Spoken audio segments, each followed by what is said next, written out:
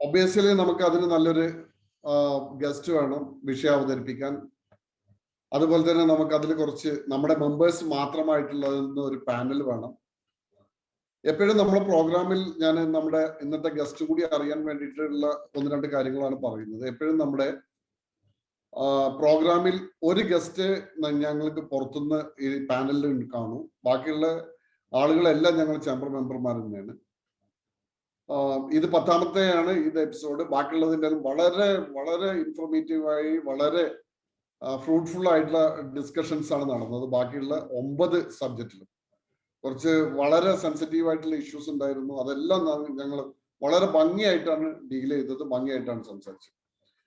ഇത് അവസാനത്തേതാണ്. സ്വാഭാവികമായിട്ട് ഇതിന്റെ എല്ലാത്തിന്റെയും ഇന്നത്തതിന്റെ കൂടി അവസാനം കഴിഞ്ഞാൽ അവസാനം ഇതിന്റെ റിപ്പോർട്ടുകൾ ഞങ്ങൾ മലപ്പുറം ജില്ലയുടെ MLA-മാരും അതുപോലെ തന്നെ മലപ്പുറം ജില്ലയിലെ MP-മാര് അതുപോലെ തന്നെ ഡിസ്ട്രിക്ട് കളക്ടർ, മലപ്പുറം ജില്ലയിൽ നിന്നുള്ള മന്ത്രി, മുഖ്യമന്ത്രി എന്നിവർക്ക് സമർപ്പിക്കാനാണ് ഞങ്ങൾ ഉദ്ദേശിക്കുന്നത്. റിപ്പോർട്ട് പ്രിപ്പയർ ചെയ്തതിന് ശേഷം ഇതിൽ വന്നിട്ടുള്ള ഗസ്റ്റായിട്ട് വന്നിട്ടുള്ള എല്ലാവരെയും ഇതൊന്ന് കാണിക്കും. അതിനുശേഷം മാത്രമേ ഞങ്ങൾ ഇത് പോകും. ഓക്കെ, ഞാൻ ഇന്നത്തെ പാനലിനെ കുറിച്ച് പറയാം. ഞങ്ങൾക്ക് 4 പേരാണ് ഇന്ന് പാനലിലുള്ളത്. ഒന്ന് ഷാജു തോമസ്, പോപ്പീസ് ബേബി കെയറിന്റെ എന്ന സ്ഥാപനത്തിന്റെ എന്ന പ്രസ്ഥാനത്തിന്റെ മാനേജിംഗ് ഡയറക്ടർ. ഇദ്ദേഹം ഒരു പത്രപ്രവർത്തകനാണെന്നായിരുന്നു അദ്ദേഹത്തിന്റെ ആഗ്രഹം. അതുകൊണ്ട് തന്നെ അദ്ദേഹത്തിന്റെ ബാച്ചിലർ ഡിഗ്രിക്ക് ശേഷം ജേർണലിസം ആൻഡ് മാസ് കമ്മ്യൂണിക്കേഷനിൽ ഡിപ്ലോമ ഒക്കെ എടുത്ത് അദ്ദേഹം ആ പാതയിൽ നിന്ന് ഒന്ന് വേറിട്ട് ഇപ്പോഴും ഇത് വളരെ ഭംഗിയായിട്ട് നടക്കുന്നതോടുകൂടി തന്നെ അദ്ദേഹത്തിന്റെ ആ പാഷൻ അദ്ദേഹം Kerala-Nanma.com എന്ന ഒരു ന്യൂസ് പോർട്ടലിലും അതുപോലെ തന്നെ പാരന്റിംഗ് മാഗസിനായ അവർക്കിട്ടിലും അദ്ദേഹത്തിന്റെ പാഷൻസ് അദ്ദേഹം നിലനിർത്തി പോരുന്നു.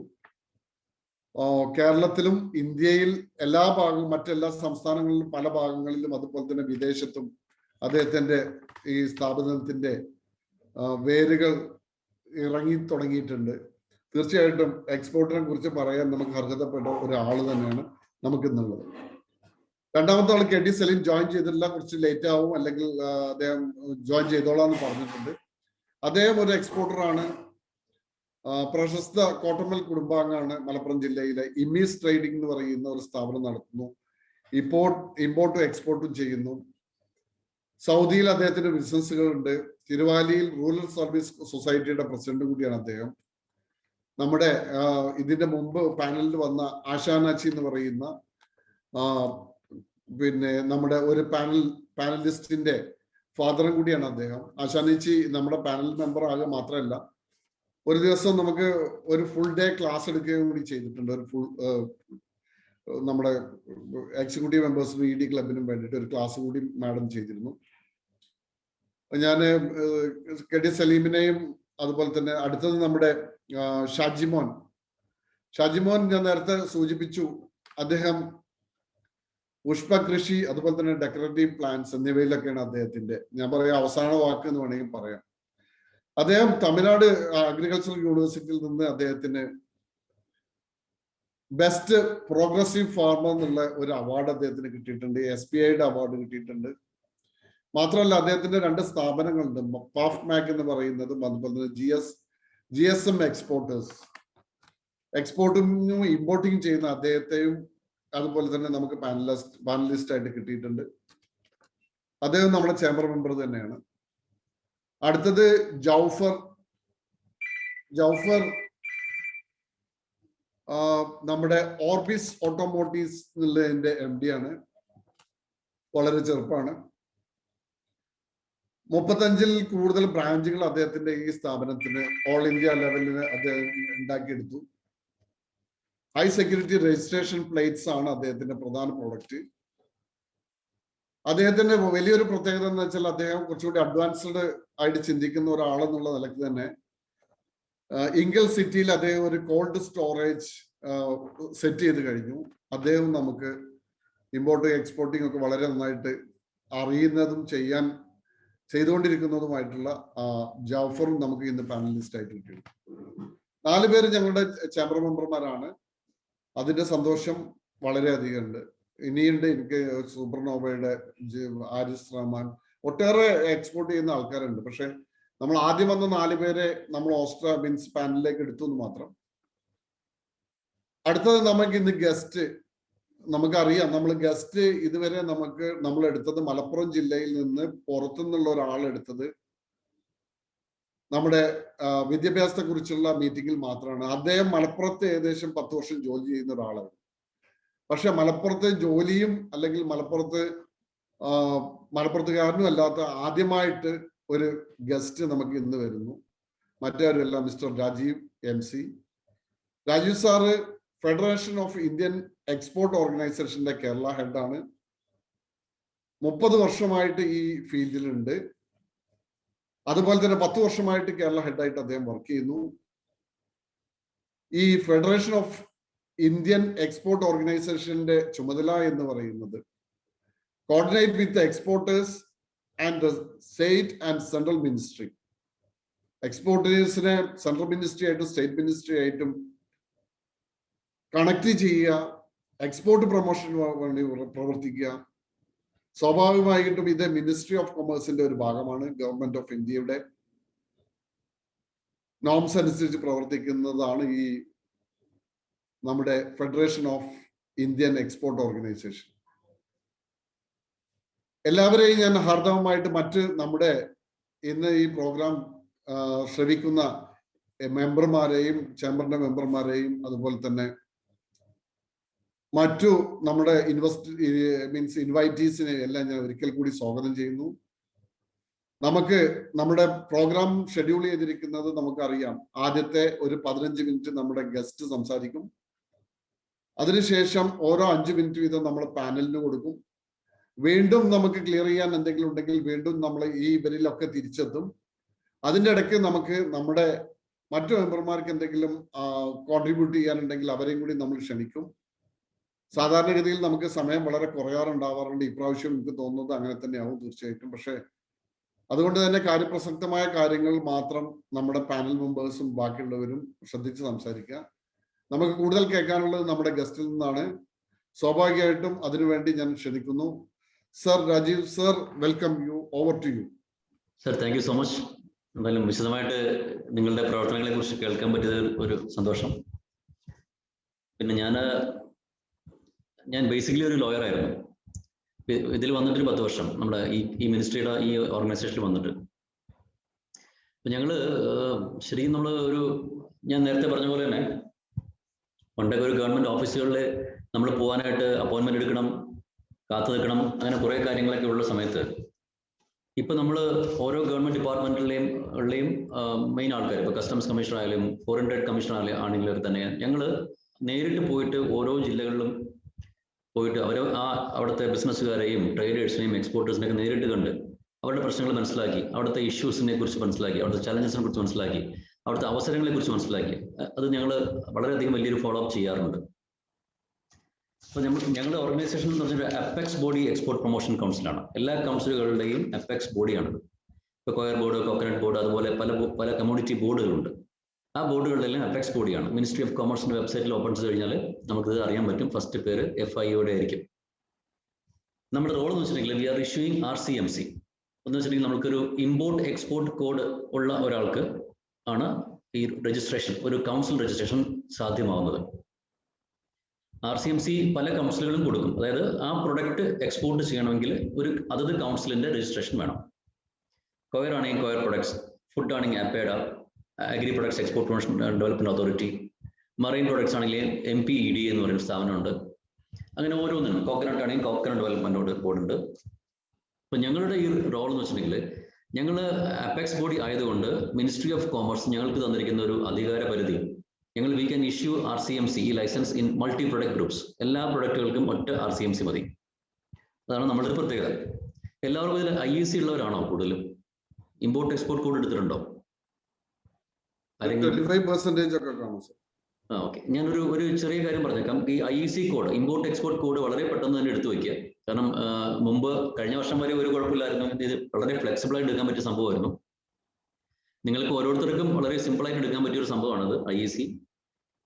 ഇന്ന് അപ്ലൈ ചെയ്താൽ നാളെ കിട്ടും ലൈസൻസ്. അത്രേ ഉള്ളൂ. അതിന് വേണ്ടിയിട്ട് ആൾക്കാരുടെ ആരുടെയും അഭിപ്രായത്തിനൊന്നും നിൽക്കേണ്ട ചെയ്യേണ്ട ആവശ്യമില്ല. പിന്നെ കൺസൾട്ടിങ് സംഭവത്തിന് ആവശ്യങ്ങളൊന്നും വരുന്നില്ല. ഒരു 500 rupees ഓൺലൈനിൽ ചെയ്ത് കഴിഞ്ഞാൽ IEC കിട്ടും. അപ്പൊ പ്രൊപ്പറേറ്റർ എന്ന നിലയിൽ നമ്മുടെ പേരിൽ തന്നെ IEC കിട്ടാം, സ്ഥാപനം ഇല്ലെങ്കിൽ തന്നെ. ഒരു സ്ഥാപനവും വേണ്ട, ഒരു രജിസ്ട്രേഷൻ വേണ്ട, ഒന്നും വേണ്ട. വേണ്ട ഡോക്യുമെന്റ്സ് നമുക്ക് പാൻ കാർഡ് വേണം, പിന്നെ ഒരു അഡ്രസ് പ്രൂഫ് വേണം, പിന്നെ എന്താ പറയുക, ഒരു ക്യാൻസൽഡ് ചെക്ക് ലീഫ്. ഈ 3 സംഭവങ്ങൾ മാത്രം മതി ഒരു IEC കിട്ടാനായിട്ട്. IEC എടുക്കണമെങ്കിൽ നമുക്ക് director general of foreign trade DGFT എന്നൊരു സ്ഥാപനമാണ് IEC ഇഷ്യൂ ചെയ്യുന്നത്. DGFT എന്ന് ജസ്റ്റ് ഗൂഗിൾ ചെയ്ത് കിട്ടും. അതിൽ പോകണമെങ്കിൽ ഓൺലൈൻ IEC ആപ്ലിക്കേഷൻ കാണാം. ജസ്റ്റ് 2-3 പ്രോസസ്സ് ചെയ്യുക, അത് പ്രൊസീജിയർ ഉണ്ട്, അത് ജസ്റ്റ് ഫോളോ ചെയ്യുക, നമ്മുടെ ഡീറ്റെയിൽസ് ആഡ് ചെയ്ത് കൊടുക്കുക. നെക്സ്റ്റ് ഡേ നിങ്ങൾക്ക് IEC കോഡ് കിട്ടും. ഇത് എന്തായാലും നിർബന്ധമായിട്ട് ചെയ്യുക. കാരണം കഴിഞ്ഞ വർഷം വരെ ഇല്ലാത്ത കുറേ നിബന്ധനകളൊക്കെ IECയിൽ ഗവൺമെന്റ് കൊണ്ടുവരുന്നുണ്ട്. കാരണം പല ആൾക്കാരും വെറുതെ IEC എടുത്ത് വെച്ചുകൊണ്ടിരിക്കുന്നു, ബിസിനസ് ചെയ്യുന്നില്ല, അങ്ങനത്തെ കുറേ കാര്യങ്ങൾ കൊണ്ട് സ്ട്രിക്റ്റ് ആവുന്നുണ്ട്. അപ്പൊ ഇപ്പൊ നല്ല കുഴപ്പമില്ല സമയമാണ്, ഇപ്പൊ നിങ്ങൾക്ക് ചെയ്യാൻ പറ്റിയ സമയമുള്ളൂ. അപ്പൊ IEC കോഡ് എല്ലാവരും എടുത്ത് വയ്ക്കുകയാണെങ്കിൽ പിന്നീട് എപ്പോഴെങ്കിലും ഒരു അവസരം കിട്ടുമ്പോൾ അതിന് വേണ്ടിയിട്ട് ഓടേണ്ട ആവശ്യമില്ല. എക്സ്പോർട്ട് ചെയ്യാനുള്ള അവസരം IEC കോഡ് വേണം.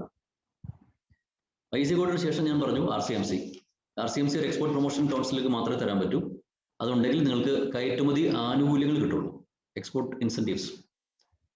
മുമ്പ് ഒരു ഇൻസെന്റീവ് ഉണ്ടായിരുന്നു, ഒരു merchandise export from India scheme എന്നൊരു സ്കീം ഉണ്ടായിരുന്നു. MEIS എന്നാണ് ആ സ്കീമിന്റെ പേര്. അത് കഴിഞ്ഞ ഡിസംബറോട് കൂടി നിന്നു. അതിനുശേഷം ഒരു RODTEP എന്നൊരു സ്കീമാണ് പുതിയൊരു കയറ്റുമതി ആനുകൂല്യത്തിന് വേണ്ടിയിട്ട് ഗവൺമെന്റ് മിനിസ്ട്രി ഓഫ് കോമേഴ്സ് ഉണ്ടാക്കിയിരിക്കുന്നത്.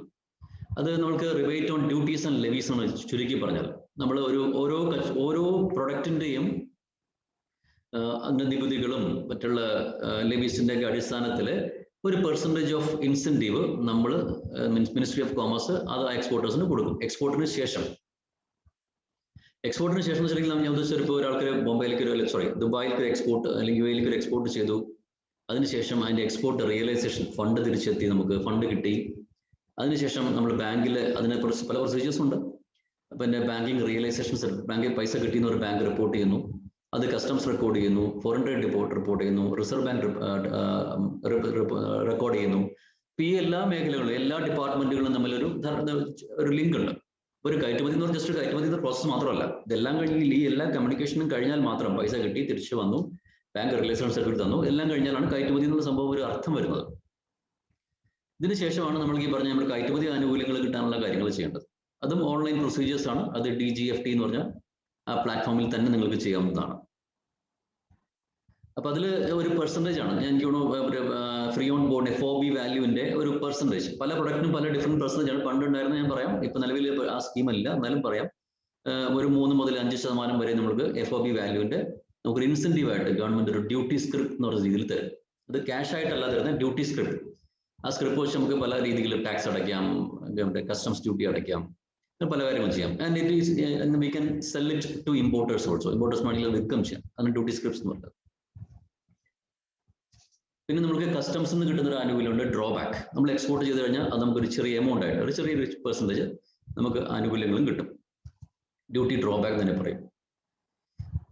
പിന്നെ എനിക്ക് പ്രത്യേകിച്ച് ഞാൻ പറയാൻ ഉദ്ദേശിച്ചത്, ഇപ്പൊ ഞങ്ങളൊരു district level export promotion committee, അത് സ്റ്റേറ്റ് ഗവൺമെന്റിന്റെയും സെൻട്രൽ ഗവൺമെന്റിന്റെയും ഒരു ഇനിഷ്യേറ്റീവാണ്. District level export promotion committee. എനിക്ക് ഏറ്റവും കൂടുതൽ നിങ്ങളുടെ സപ്പോർട്ട് എനിക്ക് വേണ്ടത് ഈ മേഖലയിലാണ്. ഞാൻ അങ്ങോട്ട് ഒരു സപ്പോർട്ട് റിക്വസ്റ്റ് ചെയ്യാണ്. കാരണം ഡിസ്ട്രിക്ട് ലെവൽ എക്സ്പോർട്ട് DLEPC എന്നാണ് പേര് എന്നെ പറയുന്നത്. DLEPC, district level export promotion committee. അതിൽ 10 അംഗ കമ്മിറ്റിയിൽ ഒരാൾ ഞാനാണ്. പിന്നെ സെൻട്രൽ മിനിസ്ട്രിയിൽ നിന്നും സ്റ്റേറ്റ് മിനിസ്ട്രീസും ആൾക്കാരുണ്ട്, സെക്രട്ടറീസ് ഉണ്ട്, കളക്ടർ ഉണ്ട്, DGFT ഉണ്ട്, DIC ഉണ്ട്. ഇങ്ങനെ ഒരു പാനലാണ്. 10 പേരാണ് അതിലുള്ളത്. ഇപ്പൊ കേരളത്തിന്റെ പല ജില്ലകളും, മലപ്പുറം ഞങ്ങൾ വന്നു. മലപ്പുറം എനിക്ക് ഓൺലൈൻ മീറ്റിംഗ് നടത്തിയതെന്ന് കളക്ടറായിട്ട്. അപ്പൊ ഞങ്ങൾ ഉദ്ദേശിക്കുന്നത് വേറെ ഒന്നുമല്ല, ഈ നിങ്ങളുടെ സപ്പോർട്ട് എനിക്ക് വേണ്ടത് ആ മേഖലയിലാണ്.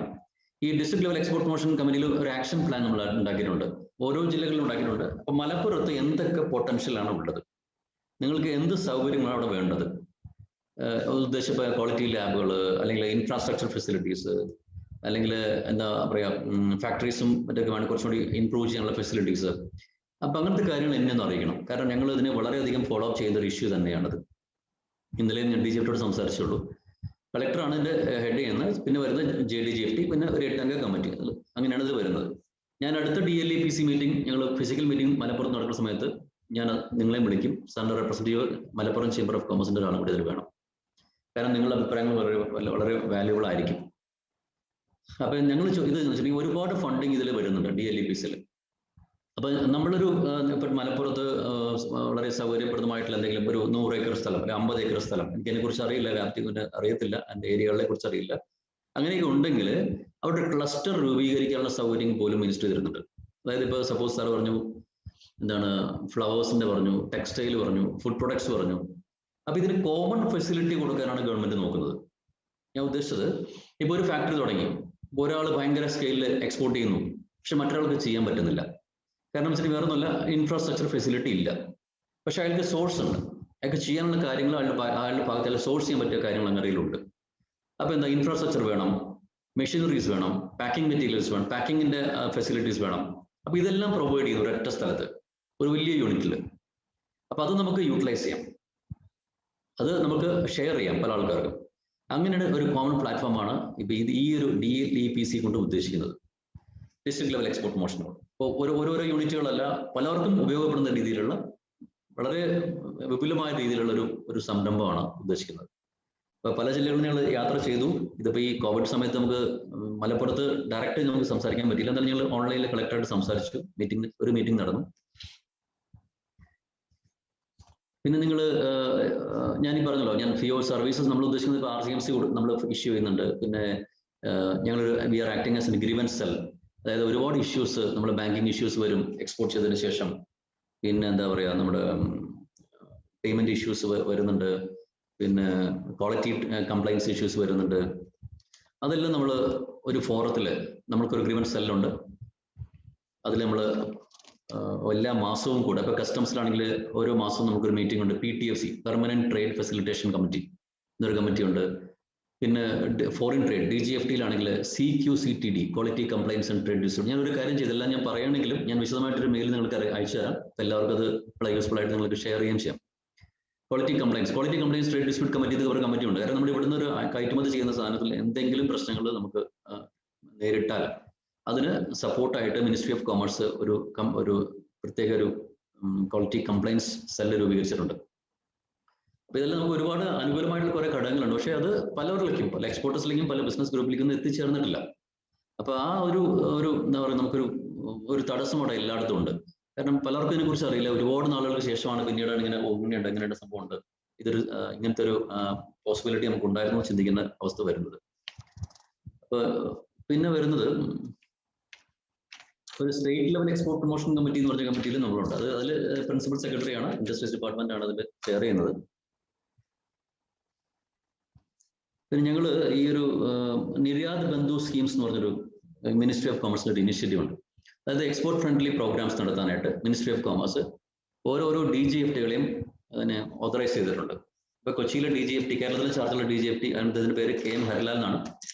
അപ്പൊ അദ്ദേഹമാണ് അതിനുള്ള ഇനീഷ്യേറ്റീവ് എടുക്കുന്നത്. അപ്പൊ ഞാൻ ആലോചിക്കുന്നത് നമുക്ക് മലപ്പുറത്തൊരു മീറ്റിംഗ് നടത്താം. ഇത് കഴിഞ്ഞിട്ട് നമുക്ക് മിക്കവാറും ഒരു ജൂലൈ ലാസ്റ്റോട് കൂടി ഒരു മീറ്റിംഗ് നമുക്ക് മലപ്പുറത്ത് ഓർഗനൈസ് ചെയ്യാം, ഒരു ഫിസിക്കൽ മീറ്റിംഗ് ചെയ്യാം എവിടെയെങ്കിലും, നിങ്ങളുടെ സൗകര്യം പോലെ.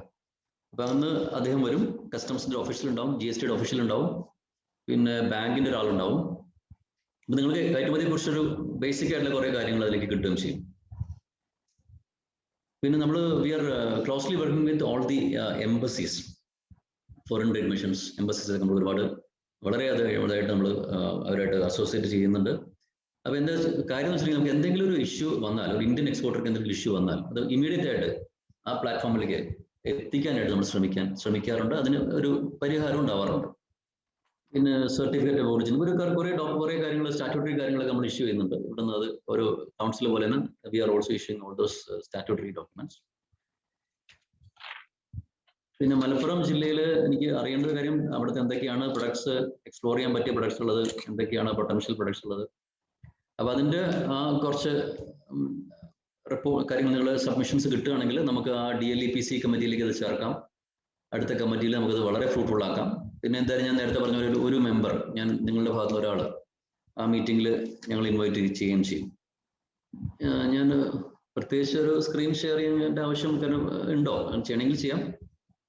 ബേസിക് ഡീറ്റെയിൽസ് ആണ് നമ്മുടെ ഉള്ളത്. കുറച്ച് അല്ല സർ, ഞങ്ങൾക്ക് അറിയേണ്ട കുറച്ച് കാര്യങ്ങൾ വെച്ചാൽ, സാറിന് മലപ്പുറം സ്പെസിഫിക് ആയിട്ട് പറയാൻ പറ്റില്ലെങ്കിലും കേരളത്തിൽ നിന്ന് എന്തൊക്കെ പ്രൊഡക്റ്റുകളാണ് ഏതൊക്കെ കൺട്രീസിലാണ് എക്സ്പോർട്ട് ചെയ്ത് ഇപ്പൊ പോകുന്നത്, അതിന്റെ എത്രത്തോളം ഡാറ്റകൾ നമുക്ക് അറിയാൻ പറ്റും. ഇതാണ് ഞാനൊരു കാര്യം ചെയ്യാം. നമുക്ക് ഇത് അറിയാനായിട്ടൊരു ഒരു ഇതുണ്ട്, അതിനെ പറയുന്നത് ഇന്ത്യൻ ട്രേഡ് പോർട്ടൽ. ഒന്ന് നോട്ട് ചെയ്തോളൂ. Indian trade portal. Indian trade portal. ഞാൻ വേണമെങ്കിൽ അത് ജസ്റ്റ് ഒന്ന് ഓപ്പൺ ചെയ്ത് നോക്കാം.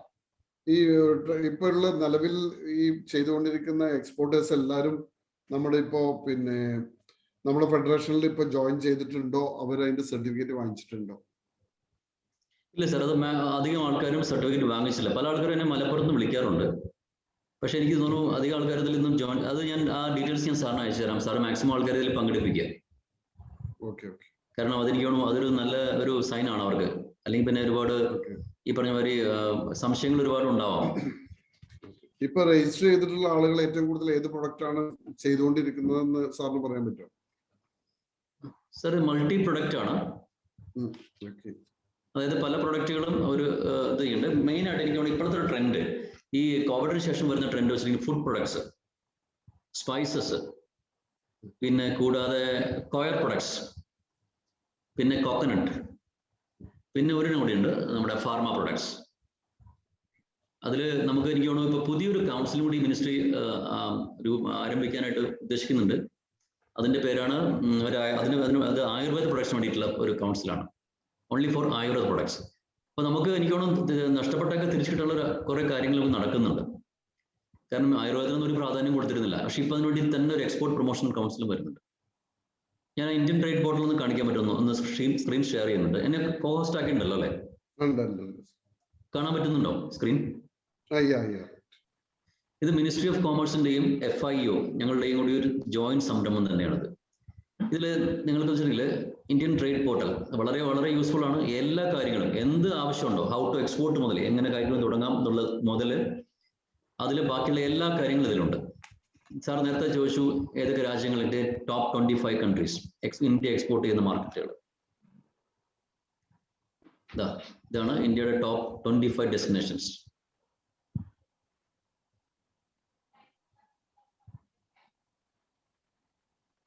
അതിൽ ഓരോ രാജ്യങ്ങളുടെ താഴെയും ട്രേഡ് സ്റ്റാറ്റിസ്റ്റിക്സ് കൊടുത്തിട്ടുണ്ട്. ജസ്റ്റ് ഒന്ന് ക്ലിക്ക് ചെയ്ത് കഴിഞ്ഞാൽ അമേരിക്കയിലേക്ക് ഇന്ത്യ എക്സ്പോർട്ട് ചെയ്യുന്ന പ്രൊഡക്റ്റ് എന്തൊക്കെയാണ്, ഏതൊക്കെ വർഷങ്ങളിൽ എത്ര ചെയ്തിട്ടുണ്ട്, കമ്പാരിസൺ എത്രയാണ്, ഇതെല്ലാ കാര്യങ്ങളും ഇതിൽ കൃത്യമായിട്ട് അറിയാം. എല്ലാ രാജ്യങ്ങളിലും വിശദമായിട്ട് കൊടുത്തിട്ടുണ്ട്. അപ്പൊ ഇത് നിങ്ങൾ വളരെയധികം എന്താണ് യൂസ്ഫുൾ ആയിട്ടുള്ള ഒരു സൈറ്റാണ്. എന്തിനും ഇത് ഉപയോഗിക്കാം ഒരു റെഫറൻസിന് വേണ്ടിയിട്ട്. എല്ലാ രാജ്യങ്ങളുടെയും ഇതുപോലെയുണ്ട്. പിന്നെ ഞാൻ റാങ്കിങ് അനുസരിച്ചാണോ പ്രിയോറിറ്റി കൊടുത്തിരിക്കുന്നത്? ഫസ്റ്റ് US ആണ് ഏറ്റവും അതാണ് ടോപ്പ് 25 കൺട്രീസ് പറഞ്ഞു. പിന്നെ ഫോറിൻ ബയേഴ്സിനെ കുറിച്ച്. പിന്നെ നമ്മൾക്ക് വേറൊരു കാര്യം വെച്ചിട്ടുണ്ടെങ്കിൽ നമ്മൾ പല രാജ്യങ്ങളായിട്ട് ചെയ്യുന്ന സമയത്ത്, പല രാജ്യങ്ങളായിട്ട് എക്സ്പോർട്ട് ചെയ്യുന്ന സമയത്ത് അതിൽ നമ്മൾക്ക് ഒരു ഫ്രീ ട്രേഡ് എഗ്രിമെന്റ്സ്, അതായത് വിദേശ വ്യാപാര കരാറുകൾ, ഫ്രീ ട്രേഡ് മലയാളത്തിൽ പറയുമ്പോൾ സ്വതന്ത്ര വ്യാപാര കരാറുകളുണ്ട്, ഫ്രീ ട്രേഡ് എഗ്രിമെന്റ്സ്. അതെന്ന് വെച്ചിട്ടുണ്ടെങ്കിൽ നമ്മൾ പല രാജ്യങ്ങളായിട്ട് ഇപ്പൊ സപ്പോസ് ഫ്രീ ട്രേഡ് എഗ്രിമെന്റ്സ്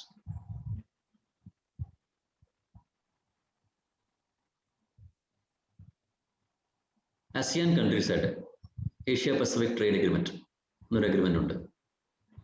ഇതിൽ നമുക്ക് ഈ എഗ്രിമെന്റ് പ്രകാരമാണ് നമ്മൾ എക്സ്പോർട്ട് ചെയ്യുന്നോ അല്ലെങ്കിൽ ഇമ്പോർട്ട് ചെയ്യുന്നോ ചെയ്യണമെങ്കിൽ നമുക്ക് കുറെ ഡ്യൂട്ടി എക്സംഷൻസ് കിട്ടും.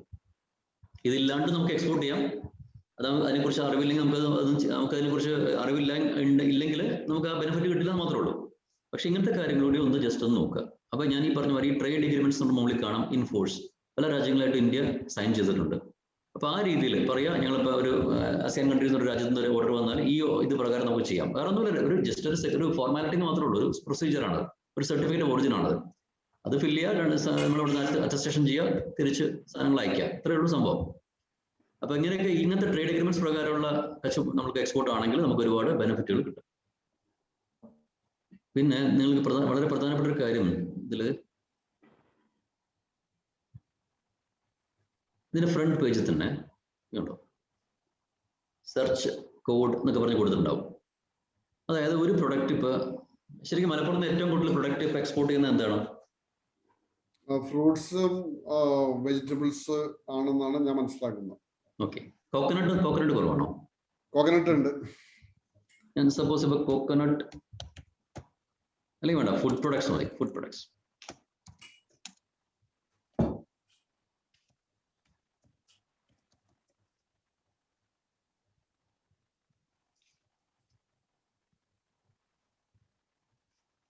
നമ്മൾ ഇതിന്റെ പ്രത്യേകത ഈ വെബ്സൈറ്റിൽ കൂടി നമ്മളിപ്പോൾ മലപ്പുറം ജില്ലയിൽ ഇപ്പൊ നമ്മൾ കേരളത്തിൽ നിന്നാണ്, ഇന്ത്യയിൽ നിന്നാണ് ഞാൻ ഉദ്ദേശിച്ചത്, ജനറലാണ്. ഇന്ത്യയിൽ നിന്ന് ഇപ്പോൾ ഒരു സാധനം അയക്കുകയാണെങ്കിൽ ഒരു രാജ്യത്തേക്ക് നമ്മൾ അയക്കുന്നു. അയച്ചു കഴിഞ്ഞാൽ അതിന് ആ അയക്കുന്ന പ്രൊഡക്റ്റ് ഉണ്ടാവുന്ന റൂൾസ് ആൻഡ് റെഗുലേഷൻ എന്തൊക്കെ, ആ രാജ്യത്ത് നിലനിൽക്കുന്ന എന്തൊക്കെ നിയമങ്ങളുണ്ട്, കൂടാതെ എന്തൊക്കെ ആനുകൂല്യങ്ങൾ അതിന് കിട്ടും നമുക്ക് ആ രാജ്യത്തേക്ക് അയച്ചാൽ, പിന്നെ ഡ്യൂട്ടി എത്രയാണ്, ഇതെല്ലാ കാര്യങ്ങളും ഈ സൈറ്റിലുണ്ട്. സപ്പോസ് ഇപ്പോൾ ഞാനിപ്പോൾ സെലക്ട് ചെയ്ത ഫുഡ് പ്രൊഡക്ട്സ്, ഇന്ത്യയിൽ നിന്ന് നമ്മൾ ഫുഡ് പ്രൊഡക്ട്സ് അയക്കുന്നു. എന്തെങ്കിലും ഇപ്പോൾ ഞാനിപ്പോൾ chocolate and other food just ഏതെങ്കിലും ഒരെണ്ണം, പല HS കോഡുകളുണ്ട്, പല പ്രൊഡക്റ്റുകളുണ്ട്, ഞാൻ ഒരെണ്ണം സെലക്ട് ചെയ്യണം. എക്സ്പോർട്ട് ചെയ്യാൻ ഉദ്ദേശിക്കുന്നു. എക്സ്പോർട്ട്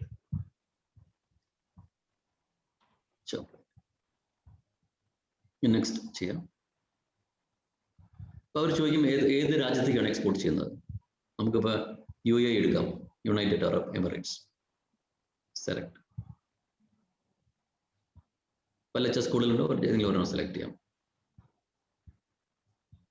അവസാനം ഇങ്ങനെ ഒരു പിക്ചർ വരും, ലാസ്റ്റ് ഒരു ഓപ്ഷൻ വരും. അതിൽ ഫസ്റ്റ് എക്സ്പോർട്ട് പോളിസി ചോദിക്കും. അപ്പൊ അതിൽ കണ്ടോ ഫ്രീ. ഇത് വളരെ വെൽ അപ്ഡേറ്റഡ് സൈറ്റ് ആണ്. മിനിസ്ട്രിയിൽ നിന്ന് വരുന്ന ഓരോ നോട്ടിഫിക്കേഷനും അപ്ഡേറ്റ് ചെയ്തിട്ടുണ്ടല്ലോ ഈ site. 3 months it's freely exportable. ഇത് എക്സ്പോർട്ട് ചെയ്യാം ഫ്രീ ആയിട്ട്, ഒരു റെസ്ട്രിക്ഷനും ഇല്ല. അടുത്തത്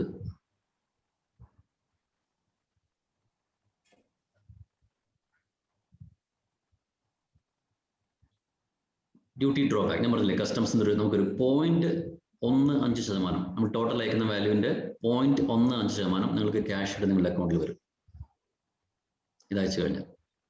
അടുത്തത് MEIS. ഇപ്പോൾ നിലവിലില്ല, ഇൻസെന്റീവ് സ്കീം ആയിരുന്നു കേട്ടോ.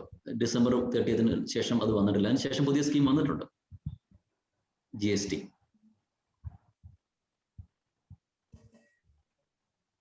അതും അപ്പൊ ഞാൻ ഉദ്ദേശിച്ചത് ഇതാണ്. കാരണം നമുക്ക് എന്ത് സംശയങ്ങളുണ്ടെങ്കിലും ഈ വെബ്സൈറ്റ് നോക്കുക, ഇന്ത്യൻ ട്രേഡ് പോർട്ടൽ നോക്കുക. അതിൽ നിങ്ങൾക്ക് എല്ലാ കാര്യങ്ങളും അതിലുണ്ട്. സ്റ്റാറ്റിസ്റ്റിക്സ് പ്രത്യേകിച്ച് ഞാൻ പറഞ്ഞ ഒരു സ്റ്റാറ്റിസ്റ്റിക്സ് കിട്ടാനായിട്ടുള്ള റിപ്പോർട്ടിന് വേണ്ടിയിട്ട് ഇത് ചെയ്യാം, ഉറപ്പായിട്ടും ചെയ്യാം. നിങ്ങൾ ചെയ്ത് നോക്കണം. പിന്നെ ഫോറിൻ ട്രേഡ് പോളിസിയെ കുറിച്ച് ഇതിലുണ്ട്. ട്രേഡ് സ്റ്റാറ്റിസ്റ്റിക്സിന് വേണ്ടി മാത്രം ഒരു ഓപ്ഷനും വേറെ കൊടുത്തിട്ടുണ്ട്. ഇതുണ്ട്, ഓരോ രാജ്യങ്ങളിലും ഉണ്ട്. ചൈനയിലേക്ക് വെച്ച് നോക്കിക്കോളൂ, ജസ്റ്റ് ചെക്ക് ചെയ്യാം. കണ്ടോ, ചൈനയിലേക്ക് നമ്മൾ അയച്ചിരിക്കുന്ന 25 ടോപ്പ് കമ്മോഡിറ്റീസ് എന്തൊക്കെയാണ് അതിലുണ്ട്. ഇതിൽ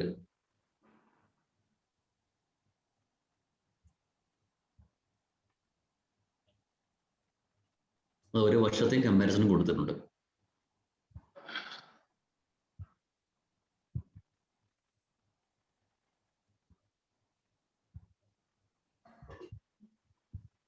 ഇത് സ്റ്റേറ്റ് വൈസ് ആയിട്ട് ഇതിൽ കിട്ടുന്നുണ്ടോ സർ? സ്റ്റേറ്റ് വൈസ് അല്ല സർ, ഇത് കൺട്രി വൈസ് മാത്രമേ ഉള്ളൂ. സ്റ്റേറ്റ് വൈസ് ഡാറ്റ നമുക്ക് വളരെ കുറച്ച് അവൈലബിലിറ്റി കിട്ടുള്ളൂ. കാരണം വെച്ചാൽ ഇപ്പൊ സപ്പോസ് ഇപ്പൊ മലപ്പുറത്ത് ഒരാള് ഒരു എക്സ്പോർട്ടർ കൊച്ചി വഴി എക്സ്പോർട്ട് ചെയ്യും. സോറി കേരളത്തിലെ ഒരു എക്സ്പോർട്ടർ ചിലപ്പോൾ എക്സ്പോർട്ട് ചെയ്യുന്നത് ചെന്നൈ വഴിയായിരിക്കും. അപ്പൊ ചെന്നൈ പോർട്ട് ഡാറ്റയിൽ ഈ കേരള എക്സ്പോർട്ടറിന്റെ ഡീറ്റെയിൽസ് പോകും. ആക്ച്വലി അത് ചെയ്യുന്ന എക്സ്പോർട്ട് ഫ്രം കേരളയാണ്. പക്ഷെ പോർട്ട് ഡാറ്റയിൽ പുള്ളി ചെന്നൈയിൽ നിന്നാണ് എക്സ്പോർട്ട് ചെയ്യുന്നത്. അപ്പൊ അതുകൊണ്ട് ഒരു പെർഫെക്റ്റ് ആയിട്ട് ഡാറ്റ എന്ന രീതിയിൽ നമുക്ക് ഈ സ്റ്റേറ്റിൽ മെയിൻറ്റെയിൻ ചെയ്യുന്നില്ല. അത് നമ്മൾ ശ്രമിക്കുന്നുണ്ട്, അതിലേക്ക് ചെയ്യാൻ ശ്രമിക്കുന്നുണ്ട്. അപ്പൊ ഇത് വളരെയധികം ഇതായിട്ട് നിങ്ങൾക്ക് എല്ലാ ദിവസവും അപ്ഡേറ്റഡ് ആയിട്ടുള്ള വെബ്സൈറ്റ് ആണ് ഇന്ത്യൻ ട്രേഡ് പോർട്ടൽ. എല്ലാ കാര്യങ്ങളും അതിലുണ്ട്. പിന്നെ വേറെ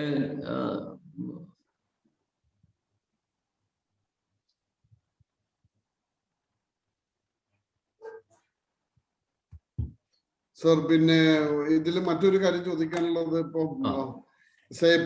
നമ്മളിപ്പോ ഈ സ്പൈസസ് ബോർഡിന്റെ അങ്ങനെ സെപ്പറേറ്റ് ആയിട്ടുള്ള ഇതിനു വേണ്ടി നമ്മൾ മീൻസ് സർട്ടിഫിക്കറ്റിന് വേണ്ടി നമ്മൾ പോകണ്ട. നമ്മൾ ഫെഡറേഷൻ ഓഫ് ഇന്ത്യൻ എക്സ്പേർട്ടിൽ വരികയാണെങ്കിൽ അതെ, അതാണ് നമുക്കുള്ളൊരു ഗുണം. ഒരു 10,000-ഓളം പേര് ഇവിടെ എക്സ്പോർട്ട് രജിസ്ട്രേഷൻ ഉണ്ട്. മലപ്പുറത്ത് ഒരുപാട് പേര് രജിസ്റ്റർ ചെയ്തിട്ടുണ്ട്. എനിക്ക് എത്ര പേരെന്ന് എനിക്കറിയില്ല. ഒരുപാട് പേര് മലപ്പുറത്ത്. ഒരു കാര്യം ചോദിച്ചോട്ടെ, ഈ രജിസ്ട്രേഷന് വല്ല സെപ്പറേറ്റ് എന്തെങ്കിലും ചാർജസ് എന്തെങ്കിലും ഈടാക്കും? രജിസ്ട്രേഷൻ ഉണ്ട്, RCMC ചാർജസ് ഉണ്ട്. നമുക്കൊരു സാധാ എക്സ്പോർട്ടർക്ക് ആണെങ്കിൽ 8,555 8,555 രൂപ. അതാണ് പെർ ഇയറിനാണോ അതോ? അത് പെർ ഇയർ ആണ്. ഓരോ വർഷവും റിന്യൂവൽ ഉണ്ട്. റിന്യൂവൽ ഒരു 7,300 രൂപ റിന്യൂവലിന് വരും. ഓക്കെ. ഇത് നമ്മുടെ FIO വെബ്സൈറ്റ്, നമ്മുടെ വെബ്സൈറ്റ് ആണത്.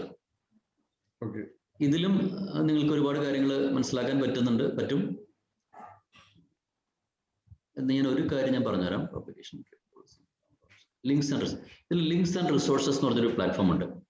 അതിൽ പോയി കഴിഞ്ഞാൽ നമുക്ക്